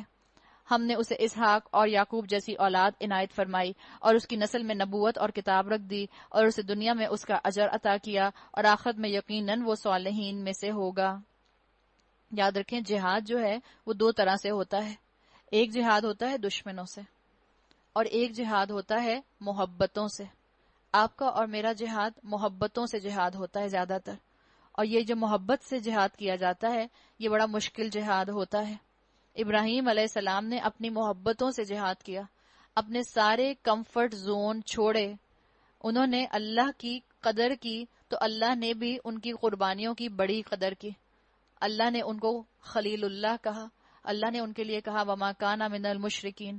تو ڈرے نہیں اللہ کے راستے میں اپنے آپ کو انویسٹ کرنے سے، اپنی اولاد کو اپنی بیوی کو اللہ کے راستے میں انویسٹ کرنے سے. آپ اور میں ڈرے نہیں. شیطان ہمیں فقر سے ڈراتا ہے. شیطان ہمیں کہتا ہے اگر دین پر عمل کرو گے دنیا تنگ ہو جائے گی، شریعت کو اپناؤ گے حالات مشکل ہو جائیں گے، گزارا نہیں ہوگا، اولاد اچھی طرح پڑھ نہیں سکے گی، اولاد تم سے خوش نہیں ہوگی. یہ سب شیطان کے دھوکے ہیں. اللہ نے صاف بتا دیا ابراہیم علیہ السلام کو فالو کرو، اس لیے کہ انہوں نے اپنے اور اپنے اللہ کی راہ میں، محبت کی راہ میں کسی اور ہستی کو نہیں آنے دیا۔ ہم نے لوط کو بھیجا جبکہ اس نے اپنی قوم سے کہا تم تو وہ فحش کام کرتے ہو جو تم سے پہلے دنیا والوں میں سے کسی نے نہیں کیا، کیا تمہارا حال یہ ہے کہ مردوں کے پاس جاتے ہو اور راہزنی کرتے ہو اور اپنی مجلسوں میں برے کام کرتے ہو؟ یہاں پر لفظ کیا آیا، وَتَأْتُونَ فِي نَادِيكُمُ الْمُنْكَرَ۔ نادی عربی زبان میں کلب کو کہتے ہیں، نادی، نادیکم اپنے کلبز میں جاتے ہو۔ بتا دیا گیا کہ کیا تم وہ کام کرتے ہو جس کام سے تمہیں روکا گیا ہے۔ اسکالرز کہتے ہیں کہ قوم کا پروورژن جو شروع ہوتا ہے تو اس قوم کے اندر نائٹ کلبز بن جاتے ہیں، اور انسان پھر ان نائٹ کلبز کے اندر جانور کی سطح سے بھی گر کر یہ کام کرتا ہے کہ دوسروں کو وہ کام کرتے ہوئے دیکھیں۔ ہم سب جانتے ہیں کہ نائٹ کلبز کے اندر کیا ہوتا ہے، ہم کلبز کی بات نہیں کر رہے، نائٹ کلبز کی بات کر رہے ہیں کہ انسان اس کام کو دیکھ کر پلیجر محسوس کرے جس کام کو اللہ تعالیٰ نے نکاح کے دائرے کے اندر 7 پردوں کے اندر کرنے کے لیے کہا ہے۔ تو ان کا بھی یہی جو تھا وہ سب سے بڑا مرض بن گیا تھا کہ ان کے نائٹ کلبز تھے اور انہوں نے اس کے اندر فحاشی کے اڈے بنائے ہوئے تھے۔ تو یہ نائٹ کلبز آج کی ایجاد نہیں ہے، 21ویں صدی کی ایجاد نہیں ہے، اتنے ہزاروں سال پرانی بات ہے جس کو قرآن میں بتا دیا گیا۔ پھر کوئی جواب اس کی قوم کے پاس اس کے سوا نہ تھا کہ انہوں نے کہا لے آ اللہ کا عذاب اگر تو سچا ہے۔ لوط علیہ السلام نے کہا رب انصرنی علی القوم المفسدین، اے میرے رب ان مفسدوں کے مقابلے میں میری مدد فرما۔ یہاں مفسد کون؟ جو بے حیائی میں، نیوڈیٹی میں، شیملیسنس میں اپنے آپ کو انوالو کرے۔ اور جب ہمارے بھیجے ہوئے فرشتے ابراہیم علیہ السلام کے پاس بشارت لے کر پہنچے تو انہوں نے اس سے کہا ہم اس بستی کے لوگوں کو ہلاک کرنے والے ہیں، اس کے لوگ ظالم ہو چکے ہیں۔ ابراہیم علیہ السلام نے کہا وہاں تو لوط موجود ہے۔ انہوں نے کہا ہم خوب جانتے ہیں کہ وہاں کون کون ہے، ہم اسے اور اس کی بیوی کے سوا اس کے باقی سب گھر والوں کو بچا لیں گے۔ ان کی بیوی کا پرابلم کیا تھا؟ ان کی بیوی کا پرابلم یہ تھا کہ مسلمان تو تھیں، مشرکہ نہیں تھیں، کافر نہیں تھیں، لیکن اپنے روایات میں آتا ہے کہ اپنے شوہر کے رازوں کو اپنی قوم کے لوگوں کو جا کر بتا دیا کرتی تھیں۔ تو مومن عورت کی ایک خوبی جو ہم پیچھے پڑھ آئے ہیں قرآن کے اندر، حافظات للغیب، حفاظت کرنے والی ہوتی ہے شوہر کے رازوں کی، شوہر کی خامیوں کو فلانٹ نہیں کرتی۔ تو بہتر یہ ہے کہ ہم اپنی بیٹیوں کے اندر اس کوالٹی کو انکلکیٹ کریں، انگرینٹ کریں کہ بیویاں جب وہ بنے تو اپنے شوہروں کی خامیوں کو فلانٹ نہ کرتی پھریں۔ لیکن دکھ اس بات پر ہوتا ہے کہ مائیں خود بیٹیوں سے اکسا اکسا کر پوچھتی ہیں سب ٹھیک ہے، سب ٹھیک ہے، سب ٹھیک چل رہا ہے نا، سب ٹھیک، خوش ہو نا؟ 6 دفعہ پوچھنے کی کیا ضرورت ہے؟ اس نے ایک دفعہ کہہ دیا جی امی الحمدللہ خوش ہوں۔ نہیں تمہاری ساس تمہارے ساتھ ٹھیک ہے نا، تمہارا شوہر تمہارے ساتھ ٹھیک ہے نا، کوئی ایسی بات تو نہیں ہے؟ کیا اکسا کر آپ اس سے پوچھنا چاہ رہی ہیں؟ تو ماؤں کو بھی کہنا چاہیے کہ جب کبھی بیٹی کچھ بتانے کی کوشش کرے تو اللہ ہمیں ایسی مائیں بنائے کہ ہم ان کو سمجھائیں کہ بیٹا چھوٹی چھوٹی باتوں کو اگنور کرتے ہیں اور شوہر کی خامیوں کو فلانٹ نہیں کرتے، یہ اچھی باتیں نہیں ہیں۔ عقل مند مائیں اس طرح کی ڈسکشن کو انکریج نہیں کرتی۔ اور یہاں یہی بات بتائی گئی کہ لوط علیہ السلام کی بیوی کا جو پرابلم تھا کہ وہ رازوں کو فاش کرنے والی تھی، تو اللہ نے کہا کہ اللہ اس کو تباہ کر دے گا اور لوط اور باقی گھر والوں کو بچا لے گا۔ کانت من الغابرین، اس کی بیوی پیچھے رہ جانے والوں میں سے تھی۔ پھر جب ہمارے فرشتے لوط کے پاس پہنچے تو ان کی آمد پر وہ سخت پریشان اور تنگ دل ہوا۔ انہوں نے کہا نہ ڈرو اور نہ رنج کرو، ہم تمہیں اور تمہارے گھر والوں کو بچا لیں گے سوائے تمہاری بیوی کے جو پیچھے رہ جانے والوں میں سے ہے۔ ہم اس بستی کے لوگوں پر آسمان سے عذاب نازل کرنے والے ہیں اس فسق کی بدولت جو یہ کرتے رہے ہیں، اور ہم نے اس بستی کو ایک کھلی نشانی بنا کر چھوڑ دیا ان لوگوں کے لیے جو عقل سے کام لیتے ہیں۔ اور مدین کی طرف ہم نے ان کے بھائی شعیب کو بھیجا، اس نے کہا اے میری قوم کے لوگو اللہ کی بندگی کرو اور روز آخر کے امیدوار رہو، وَلَا تَأْثَوْا فِي الْأَرْضِ مُفْسِدِينَ، اور زمین میں مفسد بن کر زیادتیاں نہ کرتے رہو، مفسد بن کر ناپ تول میں کمی نہ کرو۔ مگر انہوں نے اسے جھٹلا دیا، آخرکار ایک سخت زلزلے نے انہیں آ لیا اور وہ اپنے گھروں میں پڑے کے پڑے رہ گئے۔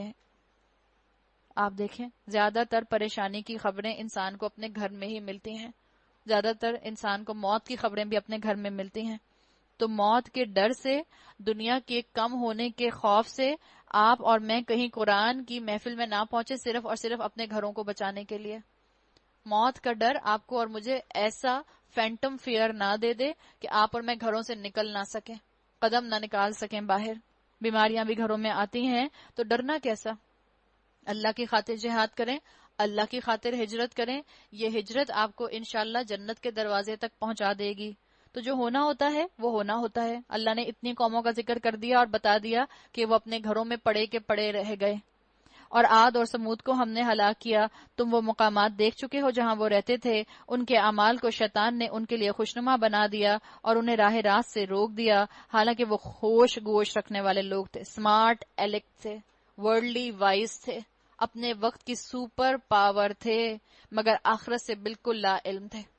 تو جس کے پاس بے تحاشا دنیا کا علم ہو، قبر کے اندر فرشتہ اس کو نہیں کہے گا کہ تم پاس ہو گئے، تم گریجویٹ کر گئے، اگر اس کے پاس دین کا علم نہ ہوگا۔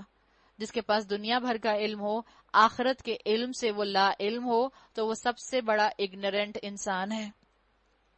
اور قارون اور فرعون اور حامان کو ہم نے ہلاک کیا۔ موسیٰ ان کے پاس بینات لے کر آیا، مگر انہوں نے زمین میں اپنی بڑائی کا زعم کیا، حالانکہ وہ سبقت لے جانے والے نہ تھے۔ آخرکار ہر ایک کو ہم نے اس کے گناہ میں پکڑا، فَكُلًّا أَخَذْنَا بِذَنبِهِ، ہر ایک کو اس کے گناہ میں پکڑا۔ پھر ان میں سے کسی پر ہم نے پتھراؤ کرنے والی ہوا بھیجی، کسی کو ایک زبردست دھماکے نے آ لیا، کسی کو ہم نے زمین میں دھسا دیا، کسی کو غرق کر دیا۔ اللہ ان پر ظلم کرنے والا نہ تھا، مگر وہ خود ہی اپنے اوپر ظلم کر رہے تھے۔ اللہ ہمیں بھی مہلت دیتا ہے، اور اللہ سے ہم دعا کرتے ہیں اللہ ہمیں اپنے انتقام سے ہلاک نہ کر، اللہ ہمیں مہلت دے کہ اللہ ہم آپ کی رضا حاصل کر لیں، اور ایسے حال میں ہمیں موت آئے کہ ہم اپنے انجام سے راضی ہوں اور اللہ ہم سے راضی ہو۔ مثل الذین اتخذوا من دون اللہ اولیاء کمثل العنکبوت، جن لوگوں نے اللہ کو چھوڑ کر دوسرے سرپرست بنا لیے ہیں، ان کی مثال مکڑی جیسی ہے جو اپنا ایک گھر بناتی ہے، اور سب گھروں میں سب سے زیادہ کمزور گھر مکڑی کا ہوتا ہے۔ ان اوہن البیوت لبیت العنکبوت، کاش یہ لوگ علم رکھتے۔ نگلیکٹ کا تصور ہے جس کو ہم سمجھے بیٹھے ہیں دنیا کو کہ ہمارے مضبوط قصر تعمیر ہو رہے ہیں، ہمارے بڑے مضبوط گھر ہیں۔ یہ گھر اللہ کی نظر میں، آپ کے اور میرے بڑے بڑے گھر، عالی شان گھر، اللہ کی نظر میں مکڑی کے گھروں جیسے ہیں۔ اگر ان کے اندر شرک ہے، اگر ان کے اندر اللہ کی نافرمانی ہے، اگر ان کے اندر رسول اللہ صلی اللہ علیہ وسلم کی سنتوں کا مذاق ہے، تو اللہ کے مقابلے میں آپ کا اور میرا کوئی وکیل نہیں آ سکتا جو ہمیں ان گھروں کے اندر تباہی کا شکار ہونے سے بچا لے۔ یہ لوگ اللہ کو چھوڑ کر جس چیز کو بھی پکارتے ہیں، اللہ اسے خوب جانتا ہے، وہی زبردست اور حکیم ہے۔ وَتِلْكَ الْأَمْثَالُ نَضْرِبُهَا لِلنَّاسِ، یہ مثالیں ہم لوگوں کی فہمائش کے لیے دیتے ہیں، یعنی ہم لوگوں کو مثال بیان کرنے کے لیے دیتے ہیں، مگر ان کو وہی لوگ سمجھتے ہیں جو علم رکھنے والے ہیں۔ اللہ نے آسمانوں اور زمین کو برحق پیدا کیا ہے، در حقیقت اس میں ایک نشانی ہے اہل ایمان کے لیے۔ اللہ تعالی ہمیں ان نشانیوں کو دیکھ کر عمل کرنے والوں میں شامل فرمائے۔ پارہ نمبر 21، اتل ما اوحی الیک من الکتاب واقم الصلاۃ ان الصلاۃ تنہی عن الفحشاء والمنکر ولذکر اللہ اکبر واللہ یعلم ما تصنعون۔ اے نبی صلی اللہ علیہ وسلم، تلاوت کرو اس کتاب کی جو تمہاری طرف وحی کے ذریعے سے بھیجی گئی ہے، اور نماز قائم کرو، یقیناً نماز فحش اور برے کاموں سے روکتی ہے، اور اللہ کا ذکر اس سے بھی زیادہ بڑی چیز ہے۔ بتا دیا گیا یہاں پر نماز کا مقصد، ہر عبادت کا اللہ نے کوئی نہ کوئی مقصد رکھا ہے۔ جیسے رمضان کے روزوں کا مقصد لعلکم تتقون کہہ کے بتا دیا گیا، یہاں نماز کا مقصد بتا دیا گیا ان الصلاۃ تنہی عن الفحشاء والمنکر۔ جو کانشیس لیول پر نماز پڑھی جائے، جو زندہ نماز ہو، جس نماز کو پڑھ کر اللہ یاد آ جائے، اقم الصلاۃ لذکری موسیٰ علیہ السلام سے کہا گیا تھا، جس نماز کو پڑھ کر اللہ یاد آئے گا، وہ نماز آپ کو فحش سے اور آپ کو بے حیائی کے کاموں سے روکے گی۔ اگر واقعی نماز کا امپیکٹ زندگی پر ہوتا ہے تو یہ آپ کو اس شکل میں نظر آئے گا، جب انسان شعور اور فکر کے ساتھ زندہ نماز پڑھے گا۔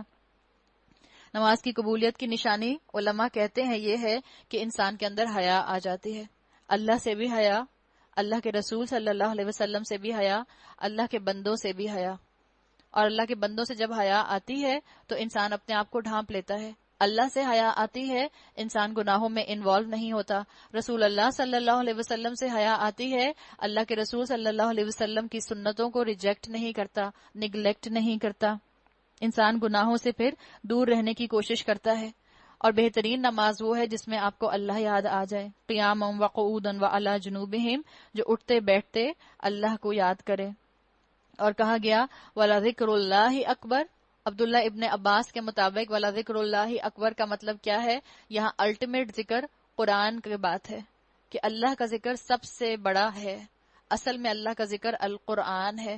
تمہیں ہر وقت کوئی نہ کوئی وظیفہ چاہیے ہوتا ہے، تمہیں کوئی تصویر چاہیے ہوتی ہے، تم چاہتے ہو اس مشکل کے لیے فلاں وظیفہ بتا دیں، کون سا طریقہ اپناؤں، کون سی صورت پڑھوں کہ میری بچیوں کے رشتے آنے لگ جائیں، کون سی صورت پڑھوں کہ میرے شوہر کے کاروبار میں برکت ہو جائے، کون سی صورت پڑھوں کہ میری بچی جو ہے اپنے گھر میں خوش رہے، کون سی صورت پڑھوں کہ میرا بیٹا میرا فرما بردار ہو جائے۔ ہر وقت ہم انہی وظیفوں کی تلاش میں رہتے ہیں۔ اللہ کا کلام آپ کے اور میرے لیے ہر غم کا علاج، ہر غم کا وظیفہ ہے۔ اللہ جانتا ہے جو کچھ تم کرتے ہو۔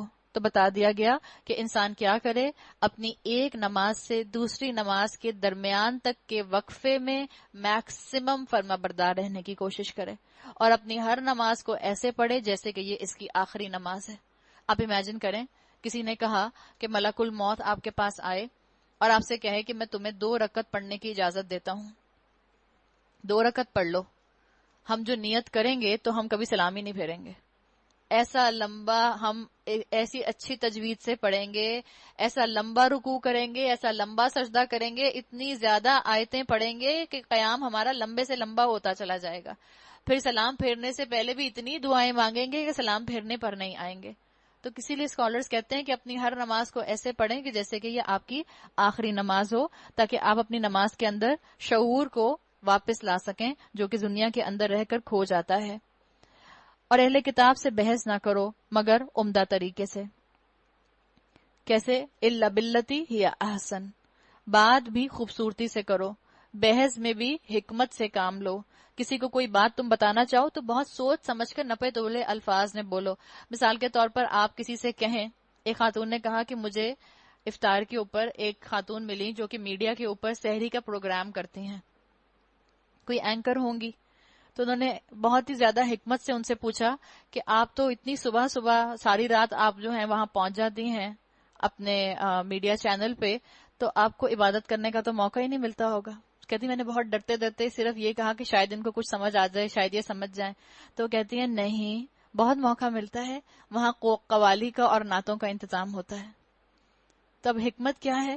اب اس میں حکمت کیا ہوگی کہ ایسے انسان اگر کبھی آپ سے ملاقات ہو اور آپ کوئی ان کی ایسی بات کہنا چاہیں، اب آپ کس طرح سے ایک بات دین کی پہنچا کر حکمت کے ساتھ ان کے سامنے تبلیغ کر سکتی ہیں۔ آپ کہیں جی ہاں بالکل آپ کو موقع ملتا ہے، لیکن افضل عبادت قرآن کی عبادت ہے، تو کوشش کریں کہ آپ کو قرآن پڑھنے کا موقع بھی مل جائے۔ بس آپ نے محبت کے ساتھ ان کی بات کو ڈینائی بھی نہیں کیا، اس لیے کہ جب آپ کسی کو یہ کہتے ہیں قوالی یہ تو بالکل ان اسلامک ہے، آپ ایسی چیز سنتی ہیں، اب کیا ہوگا، وہ ڈیفینسو موڈ پر چلی جائیں گی اور آپ کی کوئی بات نہیں سنیں گی۔ تو اللہ سے انسان حکمت ضرور مانگے۔ اپنے رشتہ داروں میں دین پھیلانے کے لیے ہمیں حکمت چاہیے، اپنی اولاد میں دین پھیلانے کے لیے ہمیں حکمت چاہیے، اپنے آس پاس کے دوستوں میں دین کی بات کرنے کے لیے ہمیں حکمت چاہیے۔ اور اللہ نے کہا جو بات کرو الا باللتی ہی احسن، اہل کتاب کے ساتھ بھی یہ کہا گیا کہ احسن طریقے سے بحث کرو، سوائے ان لوگوں کے جو ان میں سے ظالم ہو، اور ان سے کہو کہ ہم ایمان لائے ہیں اس چیز پر بھی جو ہماری طرف بھیجی گئی ہے اور اس چیز پر بھی جو تمہاری طرف بھیجی گئی تھی، ہمارا خدا اور تمہارا خدا ایک ہی ہے، ہم اسی کے مسلم فرما بردار ہیں۔ اے نبی، ہم نے اسی طرح تمہاری طرف کتاب نازل کی ہے، اس لیے وہ لوگ جن کو ہم نے پہلے کتاب دی تھی وہ اس پر ایمان لاتے ہیں، اور ان لوگوں میں سے بھی بہت سے اس پر ایمان لا رہے ہیں، اور ہماری آیات کا انکار صرف کافر ہی کرتے ہیں۔ آپ دیکھیں آج بھی بہت سے عیسائی، بہت سے کرسچن جو ہیں وہ ریورٹ ہو رہے ہیں، اور لیٹسٹ ریکارڈ کے مطابق چائنیز جو ہیں وہ بہت زیادہ مسلمان ہو رہے ہیں۔ تو یہ اللہ کی شان ہے۔ اللہ تعالیٰ نے کہہ دیا کہ سب اہل کتاب ایک جیسے نہیں ہیں، سب کے ساتھ جو ہے وہ سختی کا معاملہ نہیں ہوگا، سب کو ظالم کہہ کر ایک کارنر نہیں کر دیا جائے گا، بلکہ ان سے امید رکھی جائے گی کہ وہ اللہ کے دین کی طرف پلٹیں گے۔ اے نبی صلی اللہ علیہ وسلم، تم اس سے پہلے کوئی کتاب نہیں پڑھتے تھے اور نہ اپنے ہاتھ سے لکھتے تھے۔ وما تخطہ بیمینک، آپ صلی اللہ علیہ وسلم کو بتا دیا گیا کہ آپ کو تو لکھنا پڑھنا نہیں آتا تھا، اور آپ کے ذریعے ان سارے اہل عرب کو بتا دیا گیا جو کہا کرتے تھے کہ رسول اللہ صلی اللہ علیہ وسلم کا کلام ہے یہ قرآن، یہی ورژن ہے تورات کا جو قرآنک فارم میں محمد رسول اللہ پیش کر رہے ہیں، تو بتا دیا گیا کہ قرآن جو ہے آپ نے ہاتھ سے نہیں لکھا، اور اس کی وجہ سے اسکالرز یہ بھی کہتے ہیں وَلَا تَخُطُّهُ بِيَمِينِكَ کہ قرآن جو ہے وہ لکھنے سے زیادہ سننے سے سمجھ آتا ہے، تو سن کر انسان ضرور جو ہے قرآن کو سمجھنے کی کوشش کرے۔ حفظ کی طرف بھی وہ کہتے ہیں کہ اس آیت کے اندر انکریجمنٹ ہے۔ کسی نے کہا کہ جب میں قرآن پڑھتا ہوں تو یوں لگتا ہے کہ یہ اوراق پر نہیں بلکہ میرے دل پر لکھا ہوا ہے۔ اگر ایسا ہوتا تو باطل پرست لوگ شک میں پڑ سکتے تھے، دراصل یہ روشن نشانیاں ہیں ان لوگوں کے دلوں میں جنہیں علم بخشا گیا ہے۔ تو دل میں وہ چیز بستی ہے، دل میں اصل میں جذبات ہوتے ہیں، تو اپنے قرآن کے جذبات کو، ایموشنز کو دل کے ساتھ سنکرنائزڈ کرو۔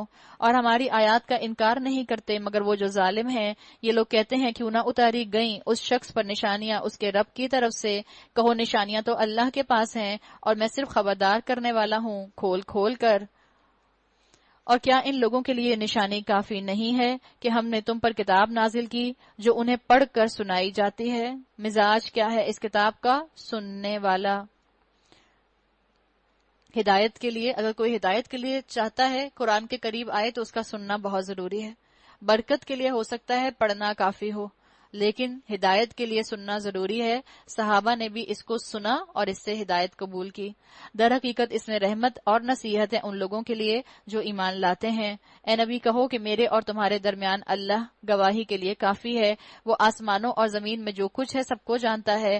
جو لوگ باطل کو مانتے ہیں اور اللہ سے کفر کرتے ہیں وہی خسارے میں رہنے والے ہیں۔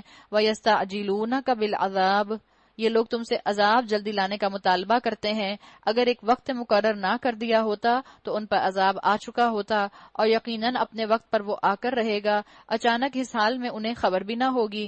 یہ تم سے عذاب جلدی لانے کا مطالبہ کرتے ہیں، حالانکہ جہنم ان کافروں کو گھیرے میں لے چکی ہے، اور انہیں پتہ چلے گا اس روز یوم یغشاہم العذاب من فوقہم جبکہ عذاب انہیں اوپر سے بھی ڈھانک لے گا کمفرٹر کی طرح، ومن تحت ارجلہم اور پاؤں کے نیچے سے بھی ان کو ڈھانک لے گا میٹرس کی طرح۔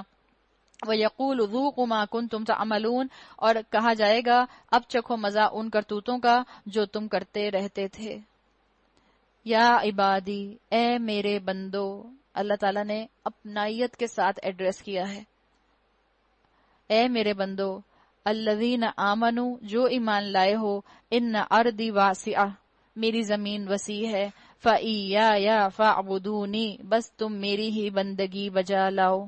یہ مکی صورت ہے، اور کفار نے مسلمانوں کو جو تنگ کیا ہوا تھا مکہ میں، تو یہاں پر ایک اشارہ دے دیا گیا اللہ کی طرف سے ہجرت کا، کہ مسلمانوں کو بتا دیا گیا کہ اگر کسی زمین کے حصے میں رہتے ہوئے اللہ کی فرما برداری ممکن نہیں ہے تو یاد رکھو مسلمان ارتھ باؤنڈ نہیں ہوتا۔ مسلمان کہیں بھی رہے اللہ کی عبادت پر جم کر رہتا ہے اور اپنے ارد گرد عبادت کا ماحول بنا لیتا ہے۔ ہم بھی یہاں آئے ہیں تو ہم بھی کیوں آئے ہیں یہاں پر؟ ہم اس ماحول کو، اس قرآن کی ایسنس کو، اس قرآن کے ایموشنل بانڈ کو اپنے ساتھ اپنے گھروں میں لے جانا چاہتے ہیں، تاکہ ہمارے گھروں کے ماحول نیکیوں کے لیے کنڈیوسو ہو جائیں۔ تو جو قرآن سننے کے لیے آتا ہے وہ جہاد کرتا ہے۔ اللہ تعالیٰ نے کہہ دیا ان ارضی واسعۃ فإیایا فاعبدون صرف میری بندگی کرو۔ ہر متنفس کو موت کا مزہ چکھنا ہے، پھر تم سب ہماری ہی طرف پلٹا کر لائے جاؤ گے۔ جو لوگ ایمان لائے ہیں اور جنہوں نے نیک عمل کیے ہیں ان کو ہم جنت کی بلند و بالا عمارتوں میں رکھیں گے جن کے نیچے نہریں بہتی ہوں گی، وہاں وہ ہمیشہ رہیں گے۔ کیا ہی عمدہ اجر ہے عمل کرنے والوں کے لیے۔ اللہ کہہ رہا ہے نعم اجر العاملین، کیا عمدہ اجر ہے عمل کرنے والوں کے لیے۔ تو اللہ تعالیٰ نے تو بتا دیا کہ یہ اللہ کی بات ہے۔ ایک فقیر کہے کہ فلاں چیز اچھی ہے تو شاید آپ کو اس کی ویلیو نہ آئے۔ اس کی کیا ویلیو ہوگی؟ فقیر ہی کہہ رہے فلاں چیز اچھی ہے۔ جب اللہ کہے نعم اجر العاملین، ایک رب کہہ رہا ہے کہ یہ تو بڑا اچھا اجر ہے عمل کرنے والوں کے لیے، تو پھر اللہ کے بندے اللہ کی خاطر ہجرت کریں، ہجرت کرنے سے نہ گھبرائیں، گھروں سے نکلیں قرآن کو پڑھنے کے لیے، قرآن کو سمجھنے کے لیے، ہمت کے ساتھ عمل پر جم جائیں۔ ہاتھ پاؤں ہلائے گا انسان، کمفرٹ زون چھوڑے گا، صبر کرے گا، ہجرت کرے گا، جہاد کرے گا، تو اس کو وہ اجر ملے گا جس کے لیے اللہ تعالیٰ نے فرما دیا نعم اجر العاملین۔ الذین صبروا وعلی ربہم یتوکلون، ان لوگوں کے لیے جنہوں نے صبر کیا ہے اور جو اپنے رب پر بھروسہ کرتے ہیں۔ کتنے ہی جانور ہیں جو اپنا رزق اٹھائے نہیں پھرتے۔ اللہ یرزقھا و ایاکم، اللہ ان کو بھی رزق دیتا ہے اور تمہارا رازق بھی وہی ہے، وہ سب کچھ سنتا اور سب کچھ جانتا ہے۔ پہلے جانوروں کا ذکر کیا کہ اللہ جانوروں کو رزق دیتا ہے۔ دیکھو انسانوں کے مقابلے میں جانور کتنے زیادہ ہیں اس زمین کے اوپر۔ سنگل سیل آرگینزم سے لے کر بڑے بڑے بیسٹ تک تم دیکھ لو کہ جانور اللہ تعالیٰ نے کتنے بنائے ہیں، چرند پرند بہت زیادہ ہیں، اللہ ان کو بھی تو رزق دے رہا ہے۔ تو یہ جو انسان ہے صرف 7 بلین، کیا ان کو اللہ رزق نہیں دے سکتا؟ اللہ تعالیٰ نے یہاں انسانوں کو اپنی بادشاہی کا ہلکا سا مظاہرہ کرایا۔ اگر تم ان لوگوں سے پوچھو کہ زمین اور آسمانوں کو کس نے پیدا کیا ہے اور چاند و سورج کو کس نے مسخر کر رکھا ہے، تو ضرور کہیں گے اللہ نے۔ پھر یہ کدھر سے دھوکہ کھا رہے ہیں؟ اللہ ہی ہے جو اپنے بندوں میں سے جس کا چاہتا ہے رزق کشادہ کرتا ہے، جس کا چاہتا ہے تنگ کرتا ہے۔ یقیناً اللہ ہر چیز کا جاننے والا ہے۔